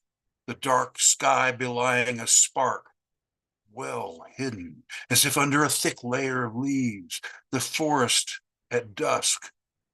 Sometimes the light does find us, penetrating, a rare occurrence through the underlayment of dark's cold blanket. And the wolves, even as cognizant entities, spiritual, arrayed in a fan on the utmost slope, looking down at us, show a respect, giving us our new respect, not the deference of black fear for our ability to protect ourselves. Thank you. And this next one is written, I wrote it, originally wrote something like this back in 2018 when Trump took on Comey, the FBI director. Some of you may remember that, but this is a new version that has what I feel is important to acknowledge here in this modern day. And it's called Muskie Trump versus the Rest of Us. Pulling the curtains back every new morning, objective Americans are desiring the clarity of sunlight. Words and actions come out and take a life of their own, independent of the orange bane who spoke them or his partner with a Nazi salute. It is only what is constitutional here that is respectable. Ethics takes a back seat with windows open. The glitter of bitcoins overshadows the warmth from the sun. Thinking outside the box connotates you know what's in the box. The uncomplicated exit ramp ends in the air, going nowhere. Instruments in the cockpit are moving eerily haywire. The dire wolves are at the door. Hear them growl. Edmund Burke said, "Evil will prevail when the good do nothing." We must walk into the already always fight. Fist raised in defiance to the two dark dukes, riding the Starlink and destroying the hill. Evil's black hands wield shrewd false tweets while bathing in $100 bills, stains on the fresh daily canvas of America. Thank you. Yo. Yo, that's some radical shit. I dig it. Unmute yourself. Give it up for Ray Whitaker. That's why it's not good when you're not here, man. You got to be here to share beautiful stuff. Love it, Ray. Yeah, what Michael Sindler said. Thank you. Yeah, what Paul said about what Michael said. There you go. And the chain continues. That was a wonderful pastoral of the dysfunction and very, very poignantly treated. So I'm just glad when you can make it here, Ray. Yeah, well, I really appreciate it. Believe me, I would have rather been here than I had an illness last month. So it took me a while to get over it. But that piece that I just read you was I don't know, I just finished it an hour ago. So thanks for listening, everybody. It's nice to be back. Listen, don't let the smooth taste fool you on this cat, right? Because he told us a story a couple weeks ago about how he takes the words from the audience with a live band and then composes it into a poem. This cat's no slouch, right? Don't let the smooth taste fool you. For real.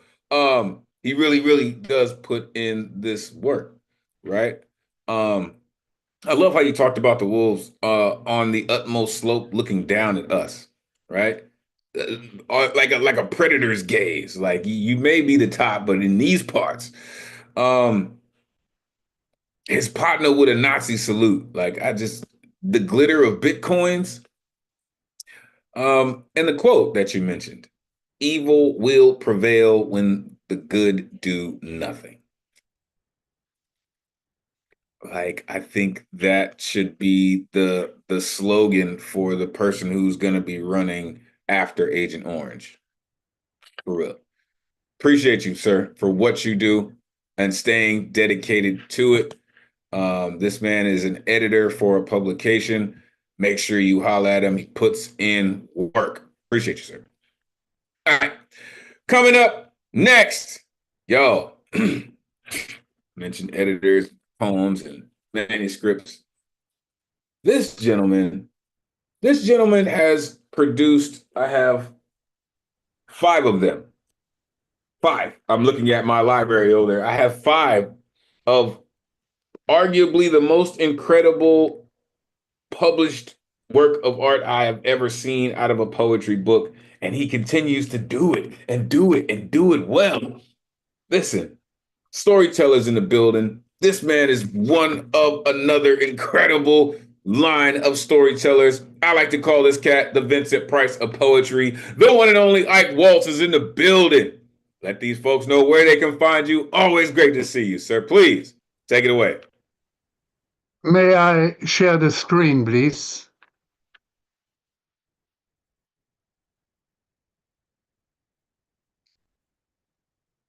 Let us visit the opera for just 3 minutes. Call it Remnants of Rusty Love in Cyberspace. I always wanted to write lyrics to be sung by opera singers. Well, I did. But sadly, none of my songs were ever performed. Walk Over My Bridge is an example of these lyrics adapted to an existing piece of music by Satie. However, in place of an unavailable opera singer, I had to pretend to be the opera singer.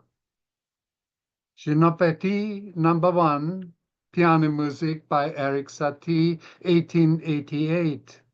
The word gymnopedes was derived from a festival of ancient Sparta at which young men danced and competed against each other, unencumbered by clothing.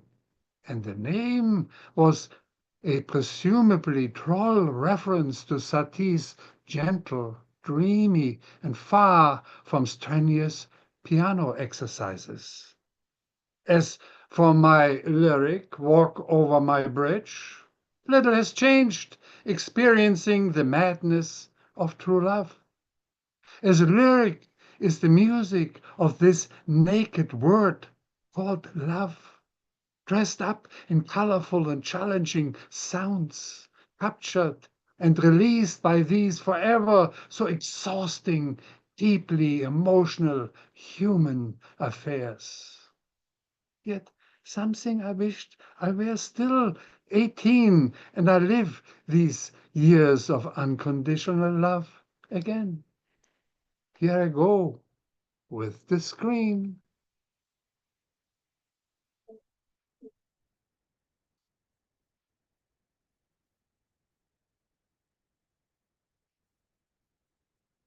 Kissed you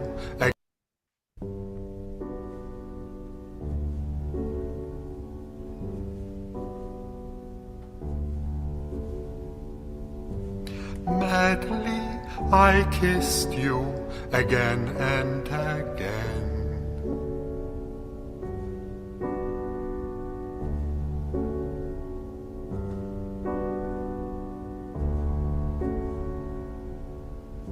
Sadly, I missed you, I like to scream.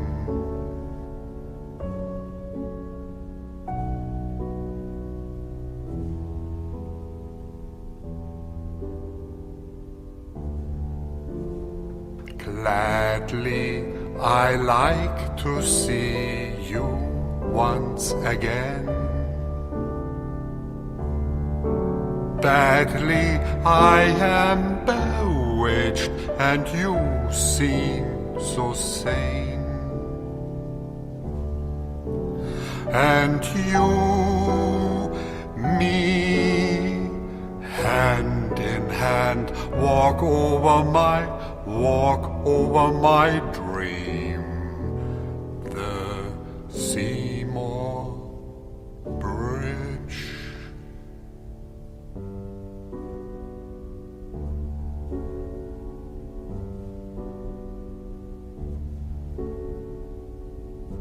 Sadly, I missed you again, what a shame.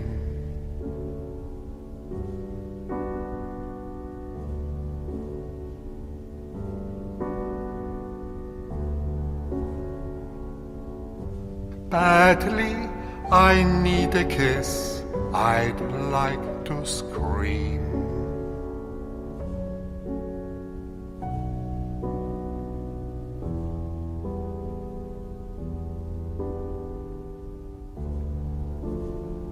Gladly, I like to meet you in my dream. Sadly, the Seymour Bridge will never be the same. And you, me, hand in hand, walk over my dream, the Seymour Bridge.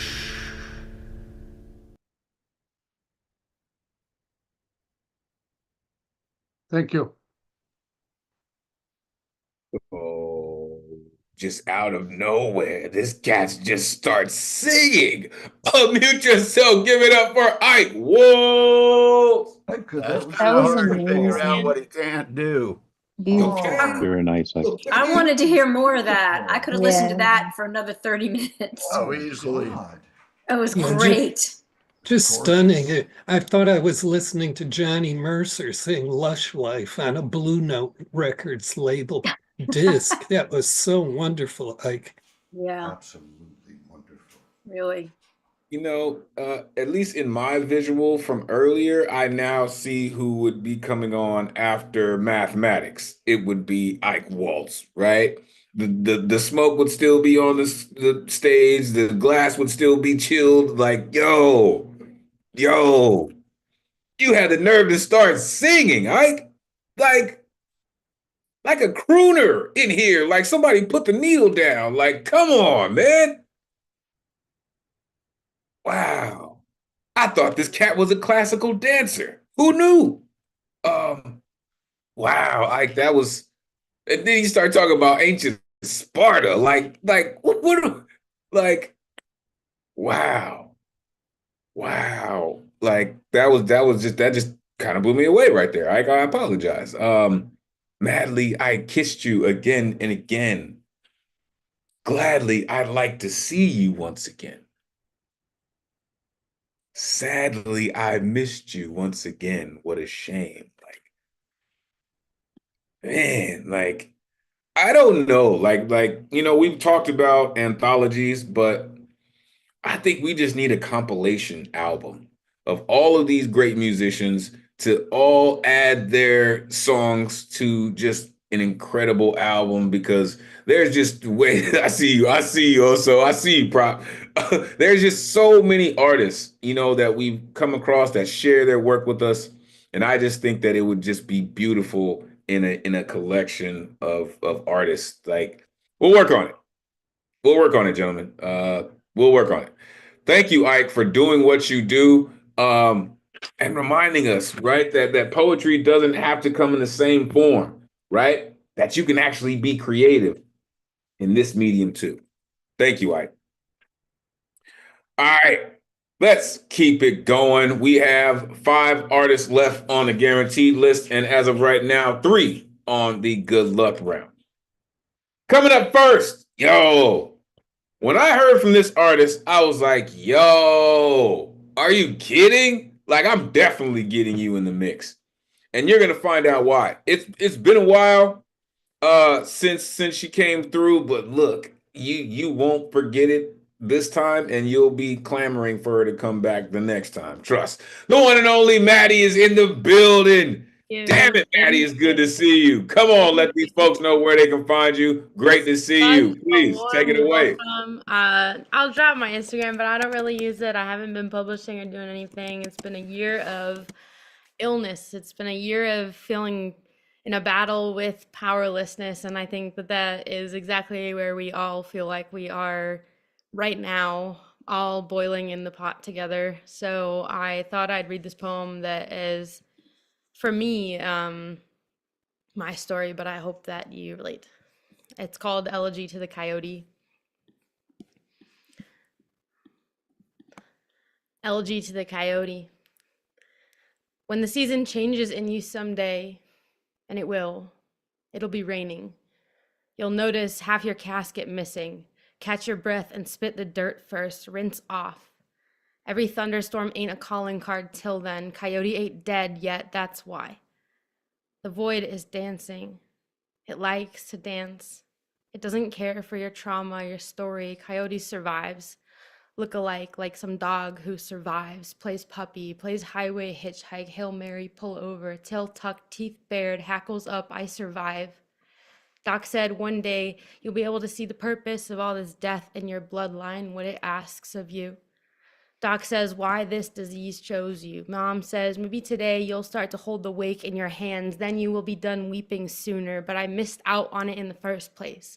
First place, grief is a bad word. Anger is a bad thing. I say sorry so much now, it's like a stutter, like a tick. I misplaced my grief in your hands on accident. I'm sorry. It's your day of the week to talk. I'm sorry. My body, I'm sorry. My God, I'm sorry. I'm almost done. Sorry, I'm almost done. Thank you for listening. I pick any door and I eat off the floor when I come in. Sorry, I have kept all this death alive in me until it was done, turning, detouring, churning. I'm a slow cook. Sorry, it has never ended. I'll get there.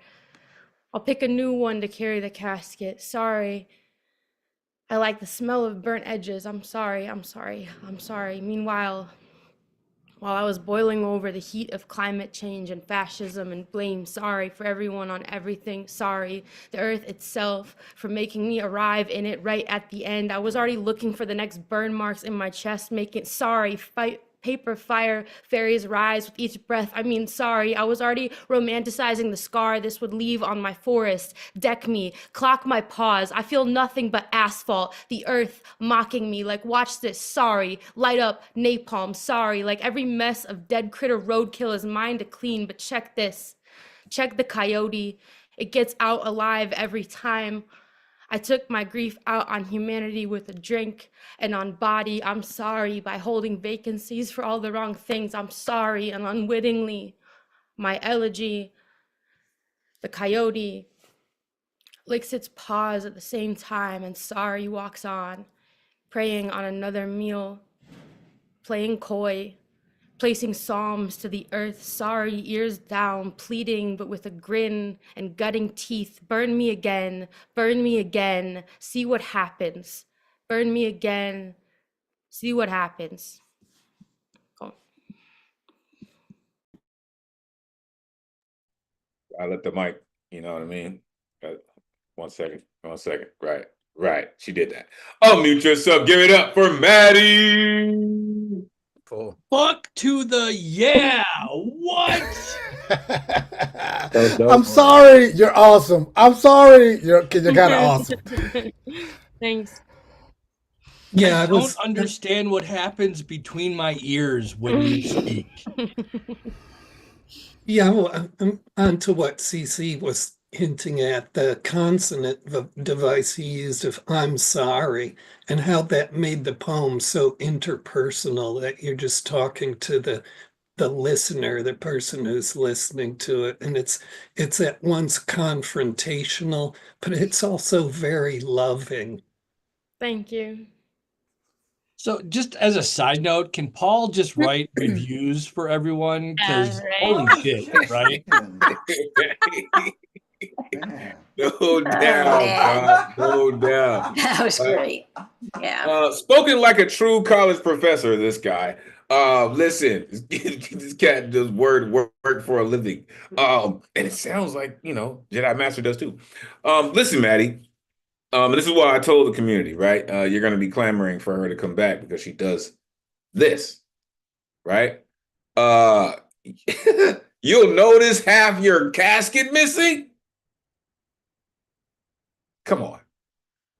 Plays puppy, plays highway hitchhike. She said, I say sorry so much, it's a stutter.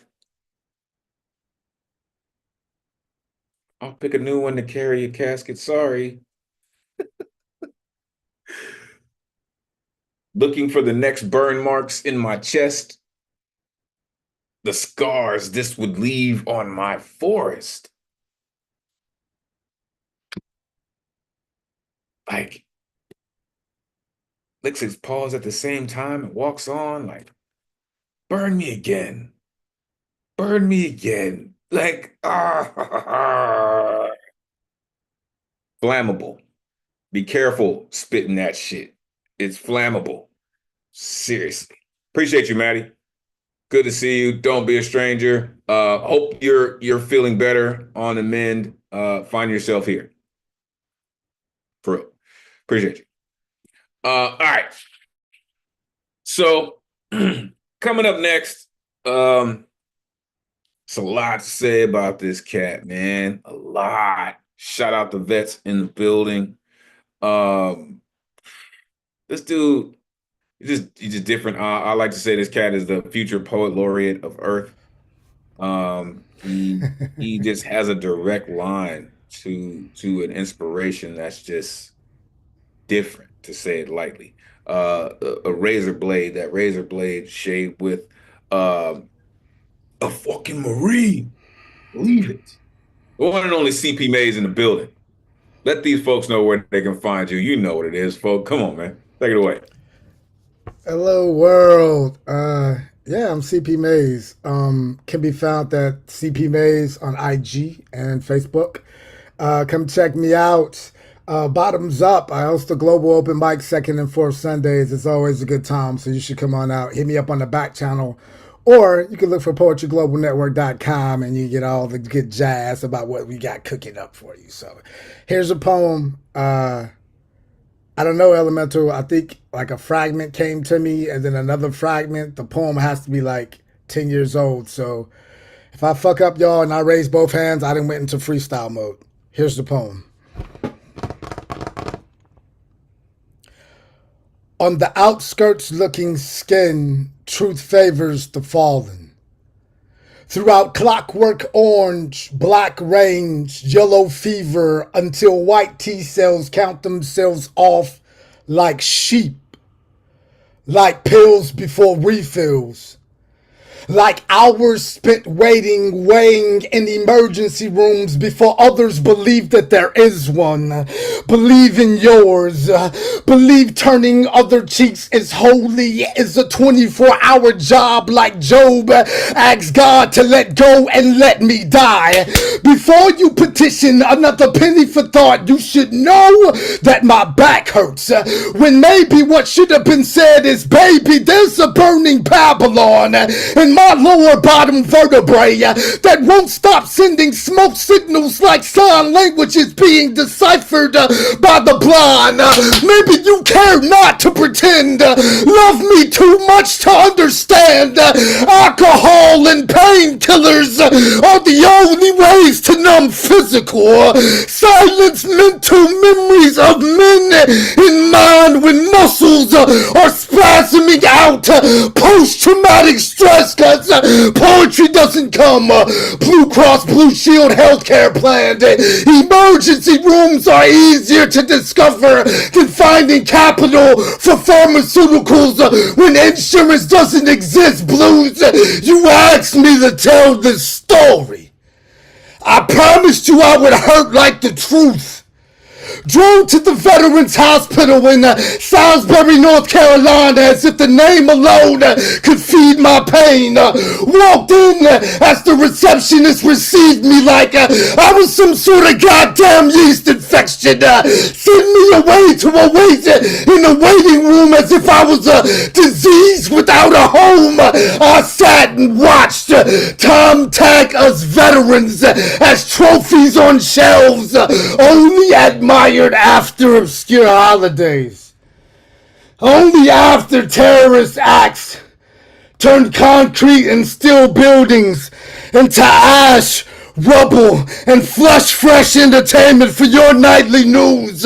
Bedside manner for veterans consists of a series of questions whose only intent is on disproving your pain exists. On scales of 1 to 10, my back hurts like a goddamn 666, and no, I didn't serve in Iraq.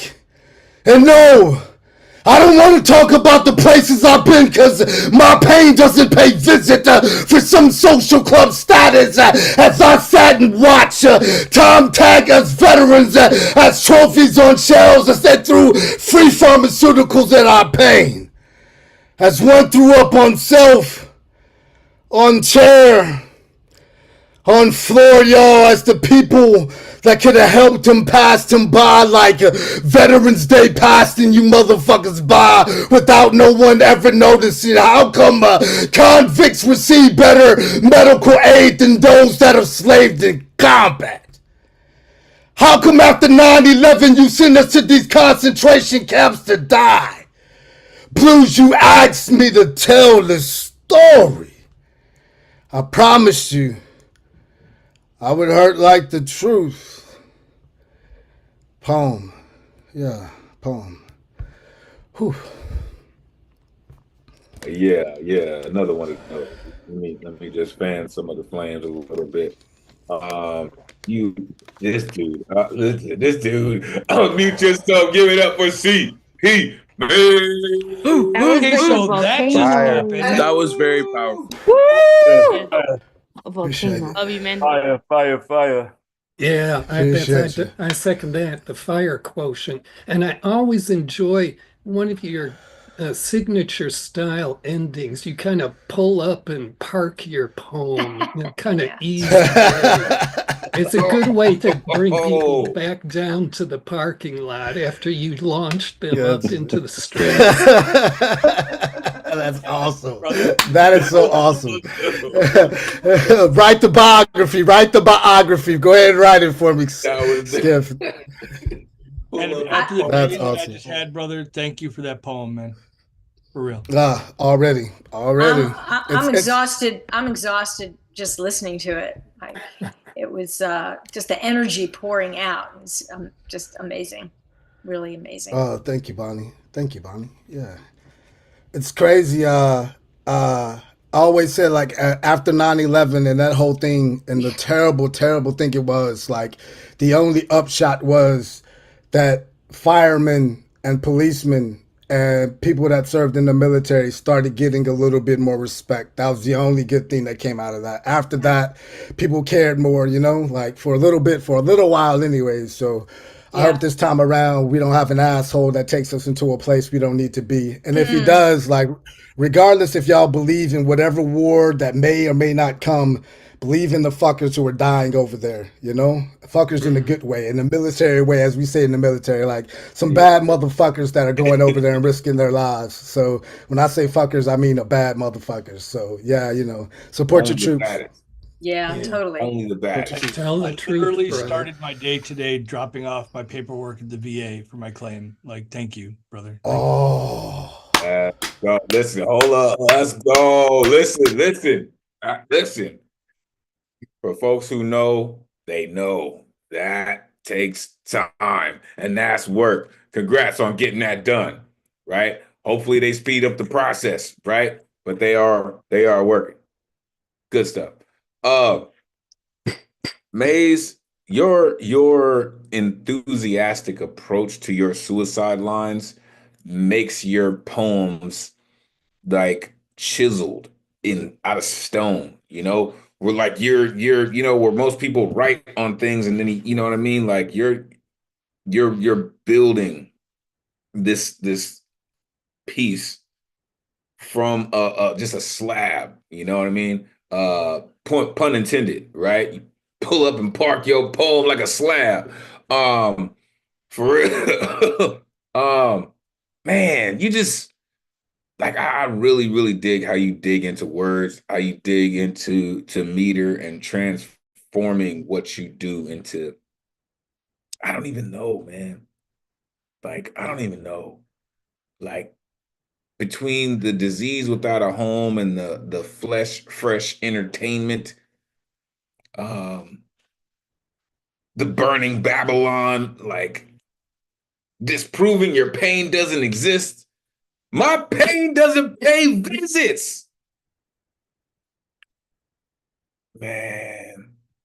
Shout out Blues. For real. Man. Like what you do is just ridiculous, man. Shout out to Boondock Saints in the building. Man, you just ridiculous with it, man. For real. For real. Rapid fire, right? Like, for real, man. Thank you for doing what you do, man. Shout out Swanye West. Shout out Double Dragon. Hope all is well. All right. Coming up next, y'all. This next gentleman has been rocking with us since the beginning. And I'm not gonna forget he dropped Gilgamesh, right? So that's how far this cat goes back, all the way to Gilgamesh. And then became a Jedi Master along the way. He happened to master poetry and sound. He was actually the artist highlight for the New Eurekan Poets Cafe this week. The one and only Paul Skiff is in the building. Let these folks know where they can find you. Always great to see you, Jedi Master. Please take it away. Oh, it's great to be here. You know what Elemental just held up to the screen?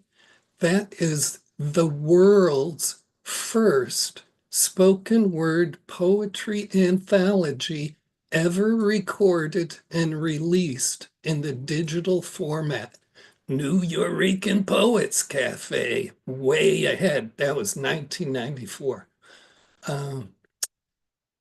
I think I could share the screen. I want to attempt to show a short video deck. And I'll try to be brief setting this up. Let me see here. Here we go. And share. Optimize for video. Hopefully this goes up on screen. I'm going to try and set this up in a short. I'm going to narrate over this. It's a book of about 12 images with captions. There's too many ideas behind this to go into, but the two basic ones are playing around with what a caption does to a photograph.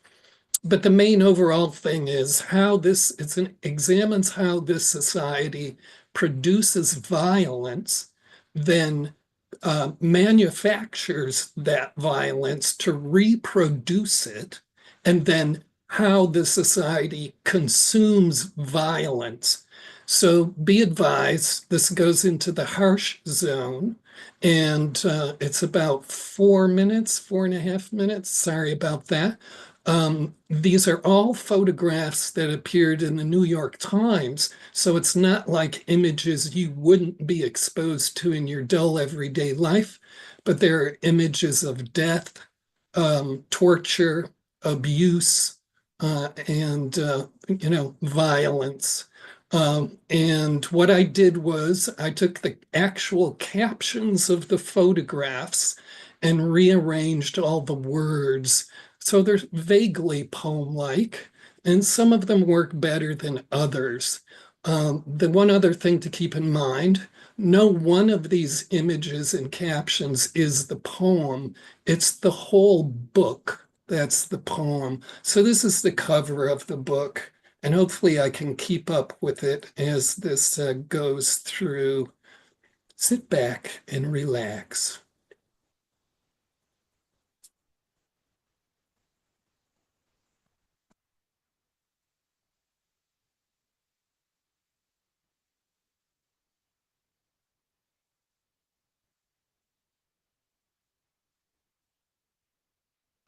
Here we go. This is the title of the book, Repair of the Broken Sleep.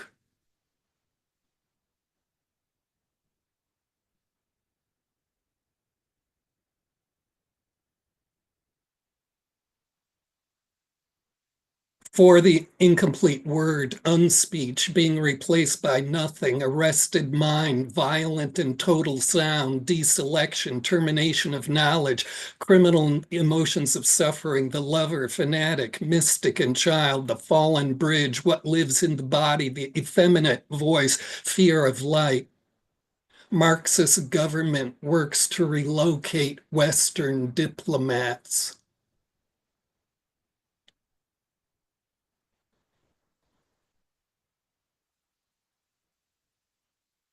A guerrilla beer truck burned by the company after the driver said the Philippines refused to give money to a government armored vehicle.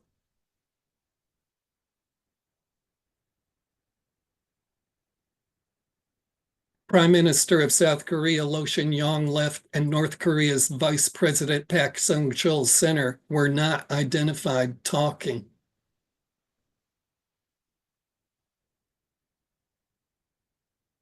Violence was rescheduled across some centers of a voter yesterday by a police officer suspended outside the country of Bangladesh that was last Saturday searching for a parliamentary election. Yesterday, Beirut identified news agency pistols being held to Russians by Western photographs. The body of Romanian television after his execution, as shown yesterday on Nicholas Koziescu.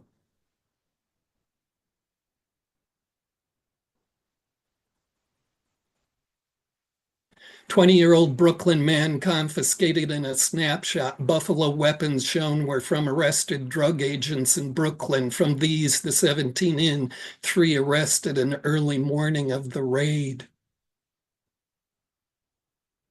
An anti-abortion protester using an instant camera to photograph police in West Hartford, Connecticut after 260 Saturday others were arrested, refusing to disclose their names to 231 Women's Center, and she remained in custody at the Yesterday Summit. 2 young people last found disappeared and bound and gagged photograph and recently shown on the nationally syndicated parking lot in Port St. Joe, Florida, was said by a current affair to appear to show their television children and the families of New Mexico.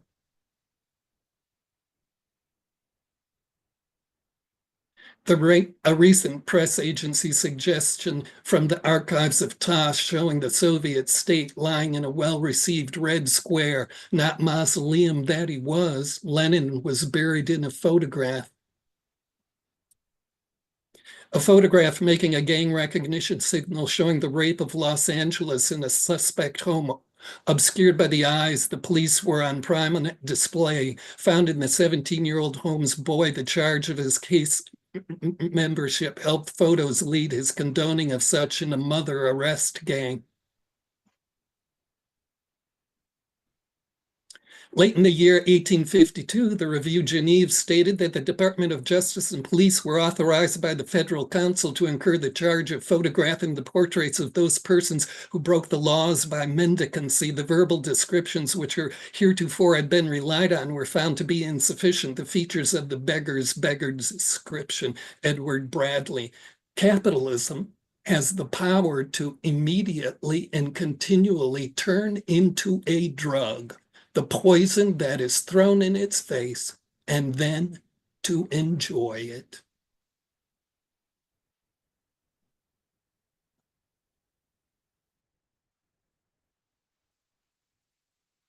Just don't know how he does that every single time, but he finds a way to do it. Unmute yourself. Give it up for Paul Skip.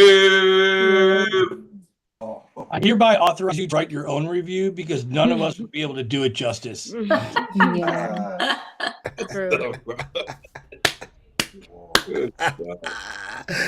That's so awesome. Paul, I don't know who I speak for here, but I just want to say thank you for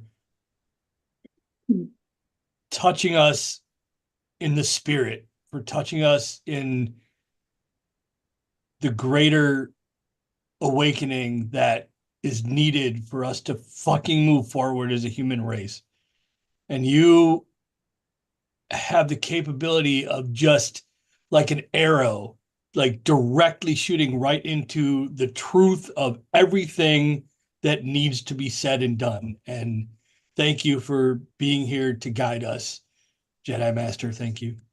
Oh, thank you, Bear. I feel really embraced by you. The crazy thing about what you do, Paul, it's like some of us know the insanity that comes from the love of language, but the ability to view this world through lenses that not everyone else is viewing the world by, and to have that love for language in your brain at the same time. That's enough to drive a motherfucker insane, because you can find a billion different ways to justify anything in your brain that you're seeing, and you go to that deep end every single fucking time, and you do it without fear. It comes across like you do it without fear, and for that I am thankful. Like that's some pretty powerful shit. And also without judgment, without hatred. It's just presented, and it allows us to sort of see it on that level. I think that's important also. Not everyone can do that. Oh, cool. Thanks. I'm just in awe.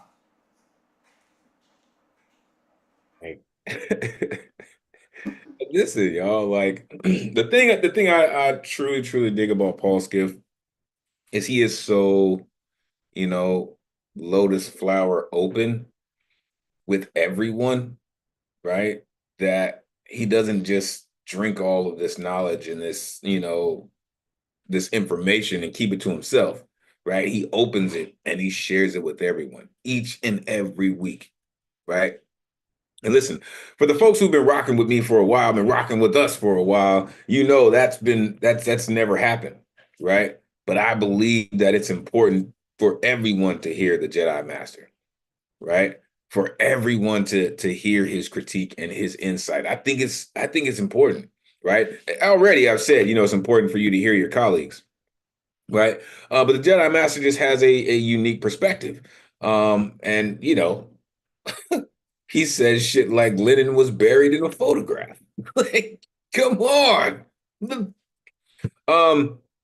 I love how you have taken the real like beat poetry. You have taken like the spoken word aspect. Again, shout out Gilgamesh, which will also be another moniker, by the way.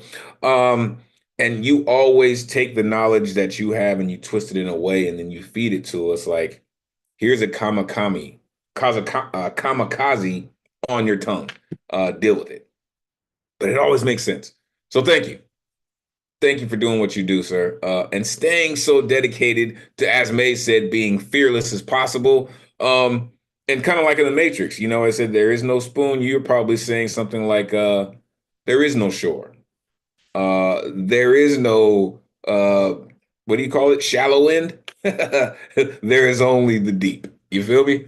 Appreciate you, sir. All right. 2 more on the guaranteed list, 3 on the good luck round. Let's get to it.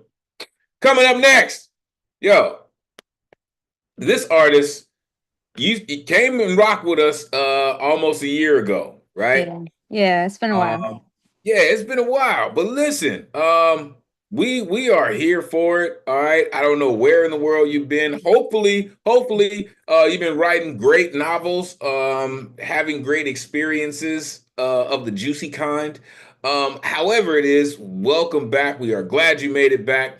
Let these folks know where they can find you. Listen, we're here for it. Please take it away.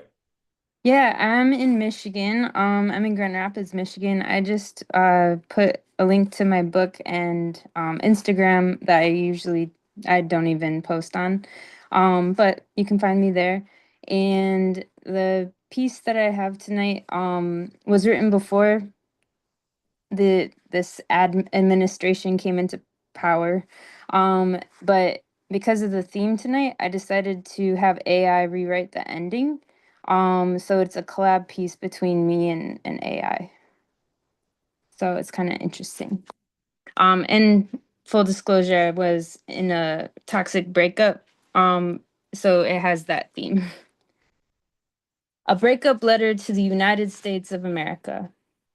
We've been toxic for a while. From the beginning of our foundation, it's been war, turmoil, and disease. It's been lies and deceit. Attachment so disorganized, we're trauma bonded. I fell for your love bombing at the beginning, your false hopes of an American dream. We all did. To the point of ignoring what it meant, cries and screams covered in silence, the lost trail of tears, flooding the oceans, another Atlantis, another Titanic, your love sinking all battleships of hope. From railroads to cars and innovation, you promised me the world. Then gave genocide and civil war, divided us with bigotry, the great migration of our nation. How can you forget all this devastation? As you continued to segregate and hate, redline and discriminate, then turn around and make bank? On cultures, on natural disasters, on pain, all for gain, capitalism and colonial interests, it's been driving me insane. Babe, we've been separated for a minute. We definitely need to talk, like really have a sit down. As the abuse continues from deportations, exclusion acts, and concentration camps to banning books and queers, I'll never forget, but I have to forgive because I can't keep living here and continue these cycles, the loop that you put us in. In order to move forward, I need to release this pain, rebirth, and create a new world order. It doesn't have to be like this. We can reclaim our joy, reclaim our community, regulate our nervous systems again, remember what safety means, resilience, restoration of our dreams. Babe, you seduced me with liberty's torch, but it cast long shadows over stolen land. You penned freedom on paper while shackling bodies to the soil. I see you. In the ashes of Tulsa, in the smog of internment camps, and in the blood stains of Stonewall bricks, you built walls instead of bridges, drew borders that divided families. But you can't bury us. We sprout in the cracks of your pavement, through Jim Crow laws and broken treaties, through bans on love and breathing. Let's take a breath. now another. Pause. We reclaim. We reclaim black joy dancing in the streets you redline, queer love blooming under the weight of your glares, Latina voices rising above border walls, Asian brilliance building where you burned. Because we are more than your violence. We're the hands that built the railroads, the songs that shaped the freedom rides, the fists that raised the rainbow flags. We survived your asylums, your institutions, your witch hunts, your prisons. We made poetry of pain, painted murals of rebellion. You forgot, but we remembered. The bison returned to the plains, our roots deeper than your factories. The two-spirit prayers never silenced. Their echoes grow louder in this land. We rise, not in spite of you, but beyond you. Reclaiming joy is the ultimate resistance. Healing is the truest rebellion. I'm calling the ancestors, the freedom fighters, the poets, the dreamers of today. I'm calling community, the circle that can't be broken. We rewrite your history books with truths you tried to erase, reclaim our stories, our power, turning them into symphonies of resilience. Babe, this isn't a complete goodbye. It's a reimagining, a refusal to live in fear. An uprising, a revolution will make a love worth fighting for without your chains. In the words of MLK, out of the mountain of despair, a stone of hope. Darkness cannot drive out darkness. Only light can do that. Because my liberation and our liberation is non negotiable. And joy is our birthright. Amen. Thank you. So you just gonna show back up and just destroy the whole shit like that, huh? Okay. Unmute yourself. Give it up for AC Lily. That is what the fuck inspiration sounds like right there. Holy shit. That was great, AC. Wow. Yeah, this is your home, AC. You need to come back here more often. Well, if you don't mind, where do you live in Grand Rapids? I live kind of like downtown, right by Fulton and Union. I was born in downtown Grand Rapids, so Ah. I can hear it in your voice, truly. You Yeah. really, you got to come back here more. Okay, thank you. I know I do. I get busy with life. I'm a therapist, and everyone needs therapy right now. Of Yeah, course, really love you're a the therapist. What? really love the metaphor. You know, in your Healing is the first true poem. rebellion. Yeah. Yes. He needs Yeah. therapy. Yeah. Well, thank you for having me. You are in the right place. If I haven't told you this before, because last time I believe you got a shout out. You didn't rip. You got a shout out last time. But let me be the first to tell you that you officially fucked up, though. Like, for real, though. Like, we understand life and all that, right? But now you need to be here every Thursday night and coming through with all that lifing, right? Listen, we understand, right? As a matter of fact, we just lost one of our doctors. Shout out Dr. Z Page, right? So definitely we need all of that healing, all of that energy in this building. For real. Come through. Because listen, then you come through with the work. You said he was even a collab with AI. I've been hearing about these things. So I'm looking forward to hearing how this got chopped, right? The bison has returned to the plains like another Atlantis, another Titanic. Redline and discriminate and turn around and make bank. I mean, that's just the American way, right? I can't keep living here. You seduced me with liberty's torch. Come on. Like, come on. All right. Bloodstains on Stonewall bricks. Finn Bell, remind me. The beautiful woman that we had interviewed, Rusty, from Stonewall. She was there at Stonewall, right? Rusty, I believe, right? Shout out Rusty. So no, I definitely caught the Stonewall reference. Love how you are digging into the work, right? Turning them into symphonies of resilience. Rusty Rose, indeed. Thank you. Out of a mountain of despair, stone of hope, right? And all of you are those stones of hope. I need y'all. This is why we're a mountain. This is why I say it's the greatest community in the world. It's damn near a volcano, little white bullshit. All right, because there's some explosiveness that goes on around here. But yeah, you are home. So make sure you find yourself here, right? Make sure you put your information in there so we can remind you. Hey, Wednesday, you got to sign up. Come through. Appreciate you, truly. Whew. All right. Listen. And if the closer is in the building and he wants to rock, you let me know. Coming up next,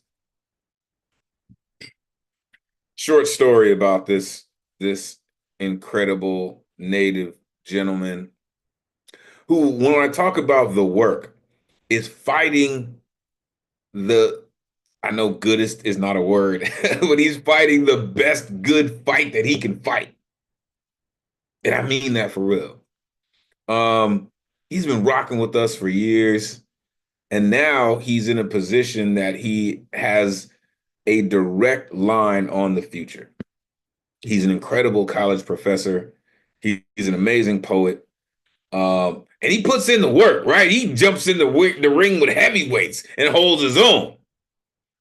As he's sitting in his office, either lesson planning or grading papers, this dude is absolutely amazing.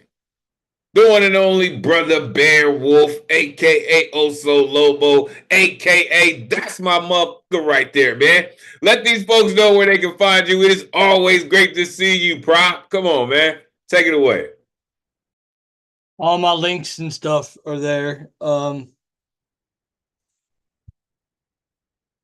I fucking love you all. Each and every one of you is absolutely beautiful. Don't ever let anyone tell you anything different. They can all fuck right off. Take a long trip down fuck right off, Phil, because you are amazing. And each and every one of you is the reason why I am still here today. And I cannot thank you enough for that. I got a couple of short poems, but before I start, I just wanted to say, I hope I'm wrong. I want to be wrong. I want so desperately to be wrong. But I think we are on the verge of a future that is terrifying, absolutely terrifying.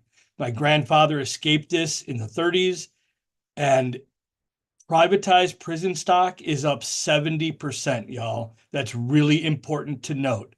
And the person who's currently on the cabinet is the #1 investor in privatized prisons. We need to pay attention to that shit, okay? Things are going to get rough. So in the future, when poetry readings are illegal and when protests become a terrorist act, therefore we lose all of our rights because of the what did they do to us after 9/11? The Patriot Act? Yes. So in an effort to prepare for a future like that, I am now an ordained minister, and I'm planning this summer on starting the Church of United Spiritual Potential, where we are going to focus on the awakening of the all. And we need to remember how to learn to speak in haiku. And those of you who know what I'm talking about know what I'm talking about. So ponder this pronoun. God identifies as we. Act accordingly. So here we go.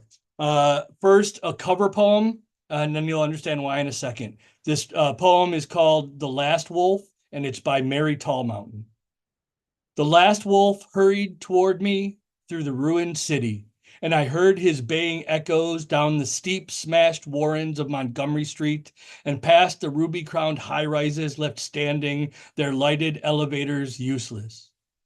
Passing the flicking red and green of traffic signals, baying his way eastward in the mystery of his wild-loping gait, closer, the sounds in the deadly night. Through clutter and rubble of quiet blocks, I hear his voice ascending the hill, and at last his low whine as he came, floor by empty floor, to the room where I sat in my narrow bed, looking west, waiting. I heard him snuffle at the door, and I watched. He trotted across the floor. He laid his long gray muzzle on the spare white spread, and his eyes burned yellow. His small dotted eyebrows quivered.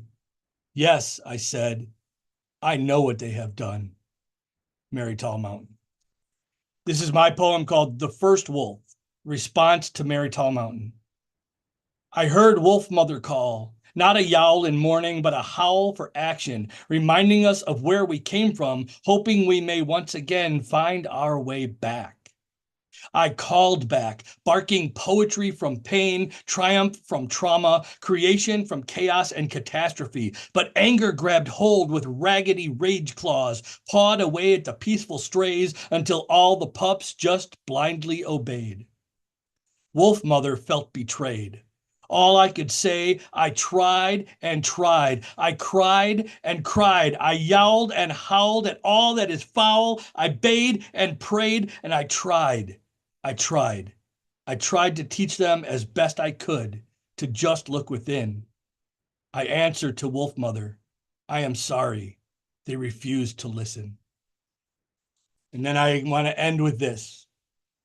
I pledge allegiance to the people of the shattered grace of America, and to our humanity, which will not stand for this annihilation under false gods, freedom fighting forever until there is truth, liberty, and justice for all.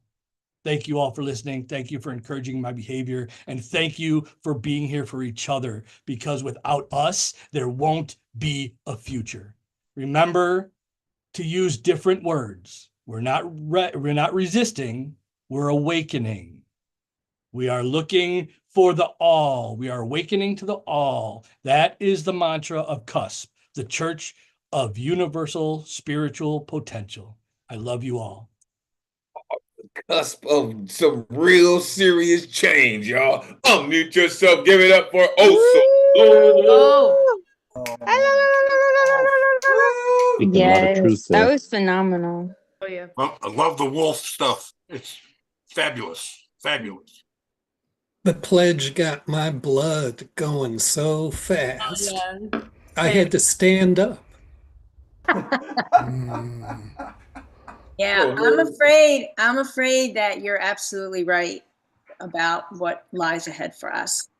I find it hard to believe that people think that in 2 years we're going to be voting, or 4 years we're going to be voting a new government in.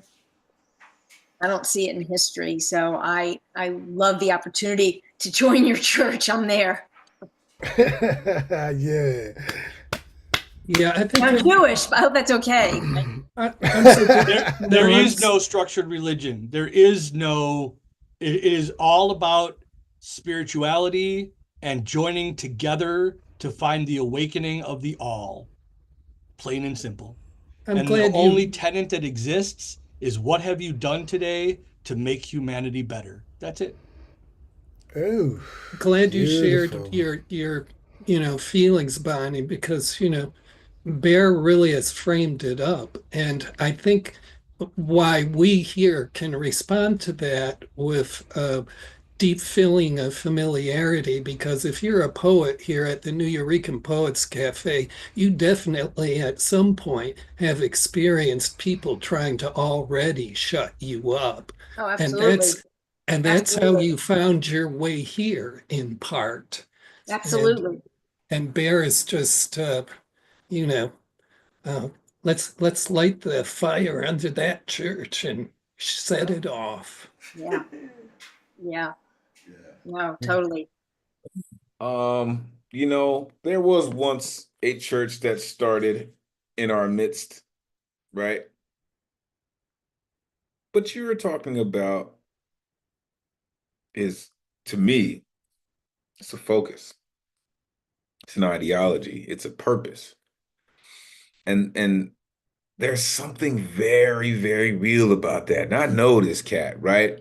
I know this cat. And for him to come and say something like that, he's serious about it, folks, right? I don't want you to just take it as he must be, smoking the peyote. Listen, this cat's on some real deal heavyweight shit. Again, I know this cat, right? And for him to say that, and that's the first time I heard that. For him to say that, let me tell y'all, he is He means business. Don't take it lightly. And I can say the same thing that he has said. This community has saved my life many times. Many times. Universal Life Church Ministries. I see it, Prop. Appreciate you sharing that spirituality with us, man. Appreciate that, truly. All right, folks. And listen, shout out Miramar, man. Shout out Miramar, man. All the way out the west, man. Shout out Miramar, man. It's a great space to be, man, for real. Shout out Ray Lynn, too. Listen, we have reached the good luck round. And some people may feel, as the name implies, lucky to be on this list. But it's serendipitous to be on this list. And all of these artists, you will see why. You will see why they belong here, each and every one of them. Coming up first. This artist, man, he reminds me of how raw poetry can be. Shout out the educators again in the building, whether he's in the car or he's somewhere else. This cat puts it in, man. And I love that work that you put in for your students too, man. The one and only wall poet in the building. Let these folks know where they can find you. Always great to see you. Come on, man. Take it away. You can find me on wallpoet82 on IG. All right, give me a second. Let me get in. All right. The piece I'm going to do is one that I was working on, and I performed it, and then I was like, it's not feeling right, so I went back, made it tighter. All right, let's go. I've been writing these poems. I've been writing these poems because this is what I was born to do. But in all honesty, it kind of feels like, what the hell else can I do? When scrolling on your phone leads to this just in, more breaking news, leaving you oversaturated, overwhelmed, and overdue for some time to just decompress. So give me Dos Equis chilled and some Netflix. Give me a mic and 15 minutes to rock a poetry set list. Give me a writing prompt that I wasn't even challenged to do to begin with. I've been writing these poems because these words demolish repressive ideas like bulldozers do bricks, then brushing aside the rubble to plant seeds of hope next to it. Realizing that my stress can't compare to those truly living this. What's the point of an American dream if it threatens your existence? What's the point of an American dream when you're consistently considered less? What's the point of an American dream when the American dream is dull and tarnished? And yet we still persist. I've been writing these poems for a sense of clarity and understanding when this is my only therapy and poets and musicians slowly start to resemble family. For a sense of clarity and understanding when this is my only therapy and poets and musicians slowly start to resemble family. And you don't need to challenge me to write poems because this is my true form of expression, effortlessly flowing from essence to fingertips when a pen and paper are no longer needed, just a cell phone, Google Docs, and the feeling I just wrote some dope shh.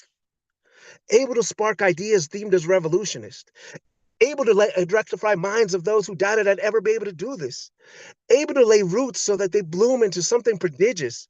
I've been writing these poems. Or should I say, I have been writing these poems? Maybe that's just the educator in me. Either way I say it, it's still me. While these poems have been desperately trying to find me for years as I ignored them, doubting their necessity. Ignoring them as they lurked in the lunchbox filled with Orozco pollo I took to work. Ignoring them while I sleep in the pockets of my favorite shirts. Yeah, I ignored them, but they finally appeared when I needed them the most. I've been writing these poems, or better yet, I stay writing poems that are regularly molded like polymer clay, shaping into towers that conversate with the sun in the middle of the day, that I hope will inspire the most vulnerable to pick up a pen and paint, that drag me out of bed and refuse to let me sleep until they're finally scribed on a digital page, that allow me to soar then reach supersonic heights, that allow me to walk on top of the clouds, that allow me to feel like I'm worth something, all because I'm able to create art and read it aloud, that allow me to feel like I'm worth something, all because I'm able to create art and read it aloud, that allow me to find purpose in the chaos that is life, that allow me to feel like I truly belong, all because I choose to write poem. Thank you very much.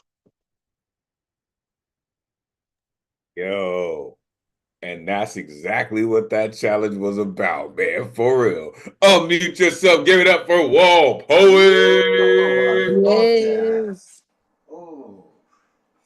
Yeah, thank you. Thank you, And back. Wall, I've heard a couple of the challenges so far. Like I've heard, like, I don't know, about a half a dozen, a little bit more than a half a dozen. Your shit's up there, man. Like that's a dope ass right. That's a dope ass right. Yeah. Thank I love everything you do, man.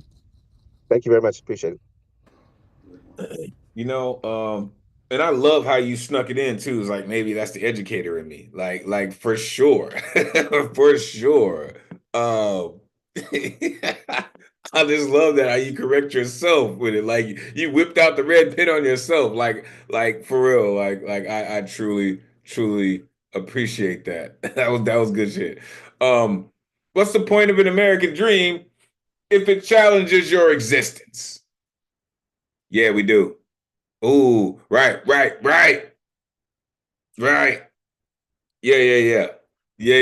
Got you, prop.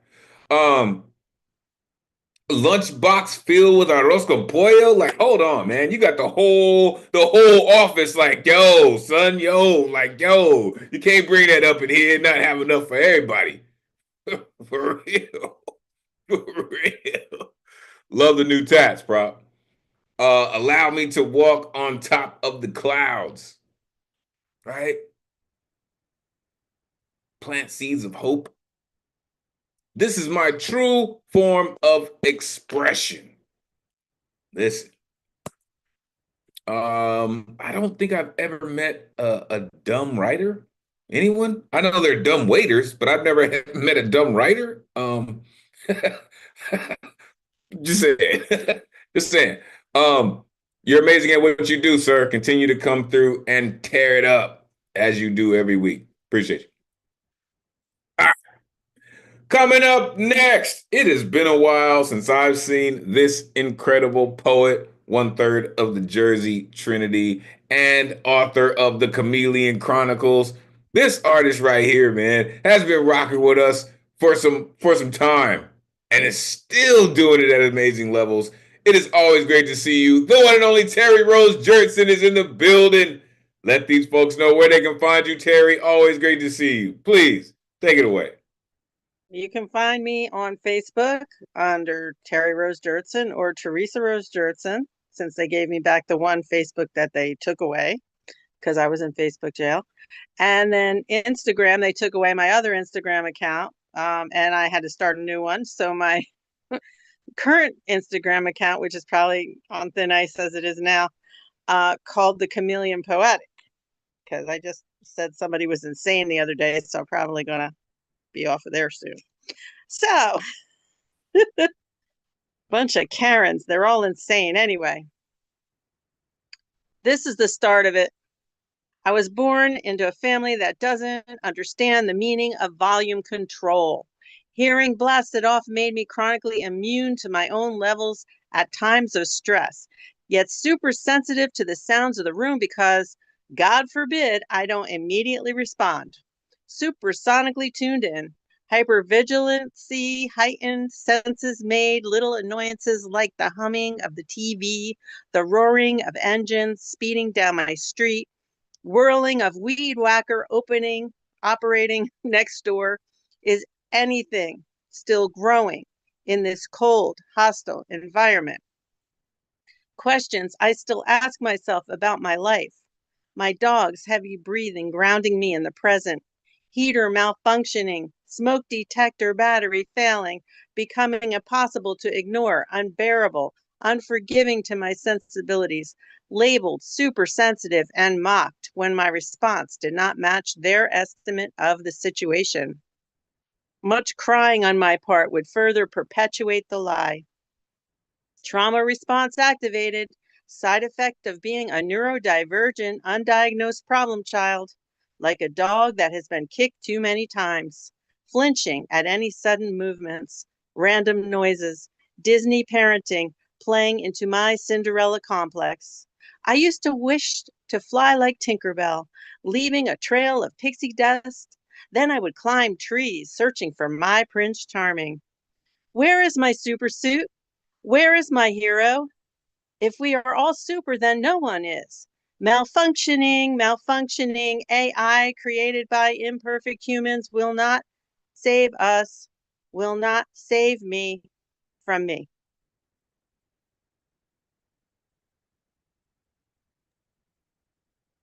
There's my super suit. God, I love that line. Unmute yourself. Give it up for Terry Rose Jurgensen. Yes. I loved it. That was epic. I like the touches of the local environment that infest the poem so much too. Thank you. Indeed. Listen, always big ups for the Frozone lines. I love that. And I love how you can weave that into it, right? Being supersonically tuned in, right? Is anything still growing in this cold environment? I don't know, right? A neurodivergent, undiagnosed problem child. Listen, again, I just think that's the whole title. Like you can run away with all of that is the title. Disney parenting. That one that was next level. For real. That was next level. And again, shout out for the Frozone line. Appreciate you, Terry. Always great to see you. Don't be a stranger. Always love your work. Truly appreciate you. Two more artists to go. And we can get it in here. We'll get into the cipher this evening. Coming up next, our resident superhero is in the building.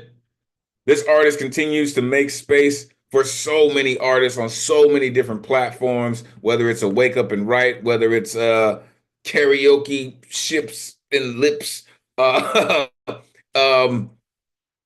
as a publisher, this incredible artist, and then has the nerve to write really dope poetry. You're about to find out. The one and only Finn Bell is in the building, who I like to call the daughter of Krypton. Let these folks know where they can find you. It is always great to see you. Always. Shout out Grasshopper. Please take it away. Thanks so much, Elemental. It's always really lovely to see you and see our poetry family. If you will allow, I'd like to share one song and then one eensy weensy poem and then one kind of taller poem. So, okay, song first. I don't know what I'm going to sing today, but yeah. Yesterday, all my troubles seem so far away. Now it looks as if they're here to stay. Oh, I believe in yesterday. Suddenly, I'm not half the man I used to be. There's a shadow hanging over me. Oh, yesterday came suddenly. Why she had to go, I don't know. She wouldn't say. I said something wrong. Now I long for yesterday. Yesterday. Love was such an easy game to play. Now I need a place to hide away. Oh, I believe in yesterday. Why she had to go, I don't know. She wouldn't say. I said something wrong. Now I long for yesterday. Yesterday. Love was such an easy game to play. Now I need a place to hide away. Oh, I believe in yesterday.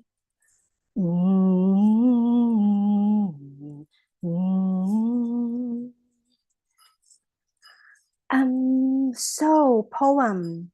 I recently checked out the first poetry book of Sandra Cisneros in a long, long time. So this is called Women Without Shame, is the name of the book. And the poem is Noche, La Casa Magdalena, Lamy, New Mexico, for Susan and Bert. All night, wind rattles at my door like an oversexed lover wanting in. Yellow flowers in your Guadalupe nicho. Remember when they were wild, tired, they furled themselves to sleep. A borracho slings a beer bottle against the sky. 1 billion trillion stars. And finally, like Elemental mentioned, we are publishers now at PGN. So we came out with our 2024 season of books. And one of them was from a talented young writer in the Philippines named K.A. Ramil. His book's name is Parade of Past Lives. You could get it through PGN Publishing. And this is his poem, Tequila Sunrise. It called for a celebration or mourning, depending on where you stand, under the collapsing light of the street lamp. The daybreak came suddenly, and to say it was a surprise, a lie, make believe that the night will last despite the omens at dusk, the presence of murders, of crows in flyover, the absence of notes sparrows make when perched on the wires of the post, along the road created a secret sonata. And so secretly, I expected not my white dove to come back with a stalk of rice or an olive branch. You burned my wings. I collected the ash. Is that completion enough in itself? The cycle proceeds, and I refuse to stop, resolved to control only those at grasp, the fire in the glass, the sunrise in the shots. Thank you. Yeah, talk that tequila sunrise shit. Yeah, I love it. Unmute yourself. Give it up for Finn. Boo! Man, somebody needs to make a record of that song.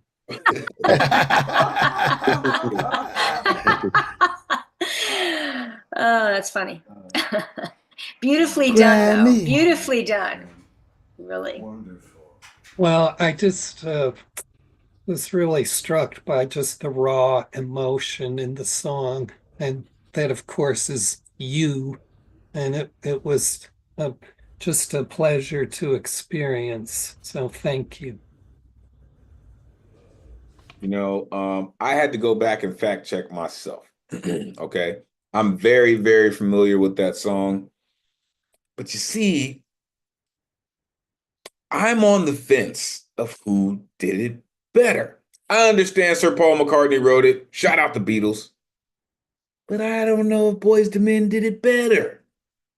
I'll let y'all be the judge of that, right? If Boyz II Men did it better than the Beatles, just saying. Just saying. I guess it would depend on where you're from, what generation you're from. But as you're singing, I hear Boyz II Men in my brain, right? And I've listened to the Beatles version, but you know, it's Boyz II Men. Their harmony is ridiculous. Listen, like you do know that you have an entire career in just reading poems, right? Like you could just read poems and just people will just pay you to read poems. Like I wouldn't be surprised if you just started winning spoken word Grammys just for reading people's books. It's just the dedication that you put into reading, the emphasis that you put into reading. You give life to words that you read. Not a lot of people do. Thank you for doing what you do. Yeah. All right. We have reached the closer of the evening. Hey, let me tell you something, brother. This cat's all kinds of incredible. Whether he's coming off the top rope with the boot, with the clothesline, maybe a people's elbow. Let me tell you something, brother. This cat's incredible. Dre Reyes 316 says he will be closing tonight just as any other night. The one and only Dre Reyes is in the building. Let these folks know where they can find you. Mr. Snap into a Slam Jam himself. Come on, man. Take it away. Oh, thank you for that intro. And again, thank you everybody for sharing space. And it was a shame to have missed last week, but I'll make up for that definitely. But before I spit, I just wanted to share. I do a little thing called Bloodline Poetry, a little platform, and I just posted in the group chat a couple events that I will be co-hosting this Saturday. And every Saturday, I got a little thing called the Slam Jam. Shout out to Elemen2al for plugging that in. This week, we got Gifted Johnson Wilkinson as our special guest coach, 5 p.m. Eastern Standard Time. And every last Sunday, we have a Go for Blood. We have a poetry slam, a prize slam, $15 per entrance for participants, $5 per spectator. Winner takes all. More details on Instagram. Now with the poetry. Again, thank you all for having me. So I wasn't too sure what to throw down tonight, but this kind of came down, kind of popped up to me. I want to get back into writing, but it'll come to me. That said, here's kicking imposter syndrome in the face. To my fellow poets who are prone to influence of imposter syndrome, competing in poetry slams can potentially gaslight you into thinking that you suck. This isn't rocket science or Steiner math. The anxiety of your heart clicking with the judges multiplied by a self-fulfilling prophecy equates to a really garbage case of imposter syndrome. Please keep in mind, numbers are just numbers. At the end of the day, numbers mean less than jack shit. Don't let a number prevent you from self-publishing or going on tour. Nobody's going to remember the score, but they will remember the poem and the message that's being sent from orator to audience. Don't let a number mislead you into thinking that you are not cut out for this craft. Art, like life, is subjective. We all experience the same things differently. Don't let imposter syndrome steer you away from the stage, this microphone, this sanctuary.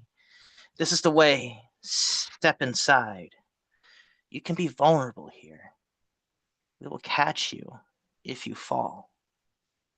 You got him for 3 minutes. May your performance be a prayer to Apollo that'll be answered in the form of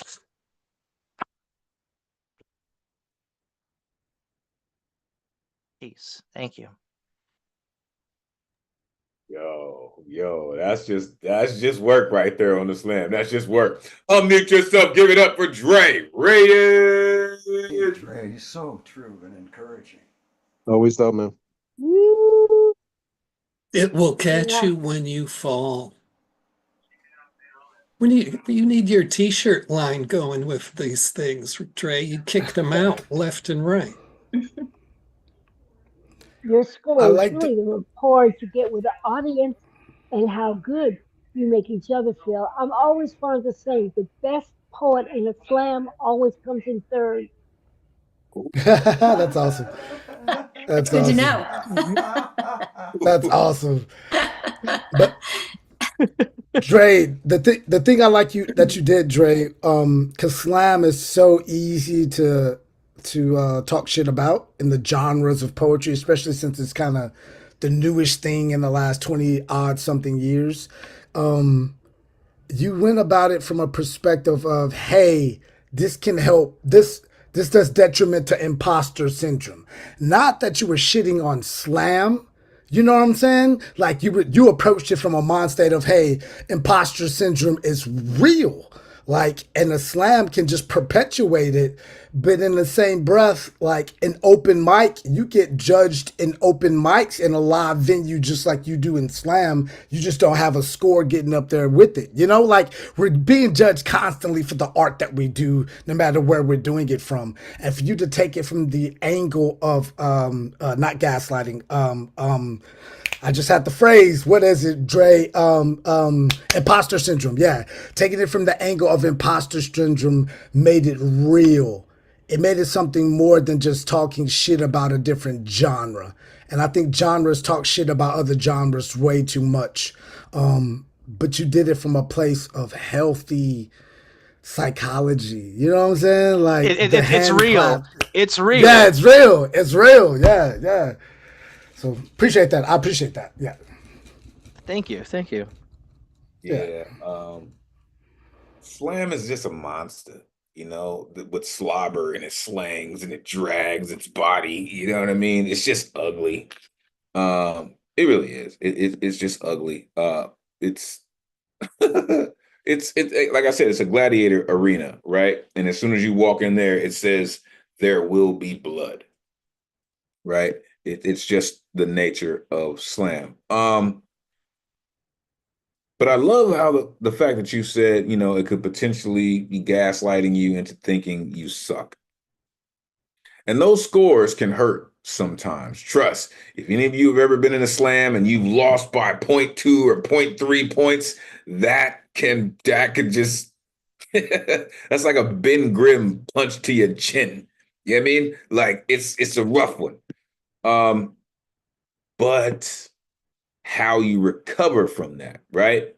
Some of the great boxers in the world, fighters in the world have been knocked down, but then they gotten up and whooped somebody's ass at the same time. Nobody's going to remember the score, but they will remember the poem. I totally dig that sentiment. I've been a part of slams where it happened just like that. Nobody remembers the score, right? At the end of the night, they're coming up like, oh my gosh, you said that line when you mentioned that was it. That was the one, and that's why we do what we do.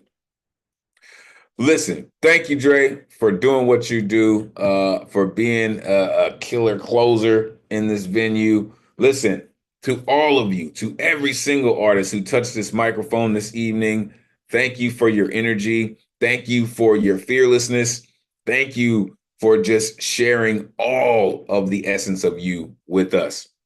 It has been an amazing night, really, from Eddie and Michael Sindler and Alan Gary opening us up to the closer, Dre Reyes, and every Bonnie Soloway and Ray Whitaker in between, you know, the great Bill Elkins, all of you. All of you are so amazing. We got AC Cluley back in the building, right? Wall Poet doing his thing, the Priest of Soshunyo Yin, and of course, the balance of Joski C. I am thankful for all of you, each and every one of you, every single week for what you do. Please continue to come through. Make sure you are plugging in with the New Eurekan Poets Cafe and all they do. Plug into the website, get yourself some merch, and represent in your part of the world, right? You are members of the greatest community in the world, all right? As I mentioned, happy Black History Month. Make sure you shout out a Black business. Shout out West Ivy. Rest in peace to my grandmother who passed away recently. We're going to end the night like this. I'm thankful for all of you. Until we meet again, stay tuned for the come on now, cipher. You know we got a cipher. We have it. Until we meet again, may this energy we conjured this evening supercharge the rest of your week. Take this power, inspire others, energize creativity as we all hope to do through the spirit of Miguel Agarin. Your voice is appreciated, necessary, and always valuable in this space. Thank you for sharing it with us. Never forget, cowards get buried here, and we reclaim our strength through our fearlessness. On behalf of the greatest community in the world, it has truly been a pleasure spending Thursday night with y'all. Until next week, peace and blessings.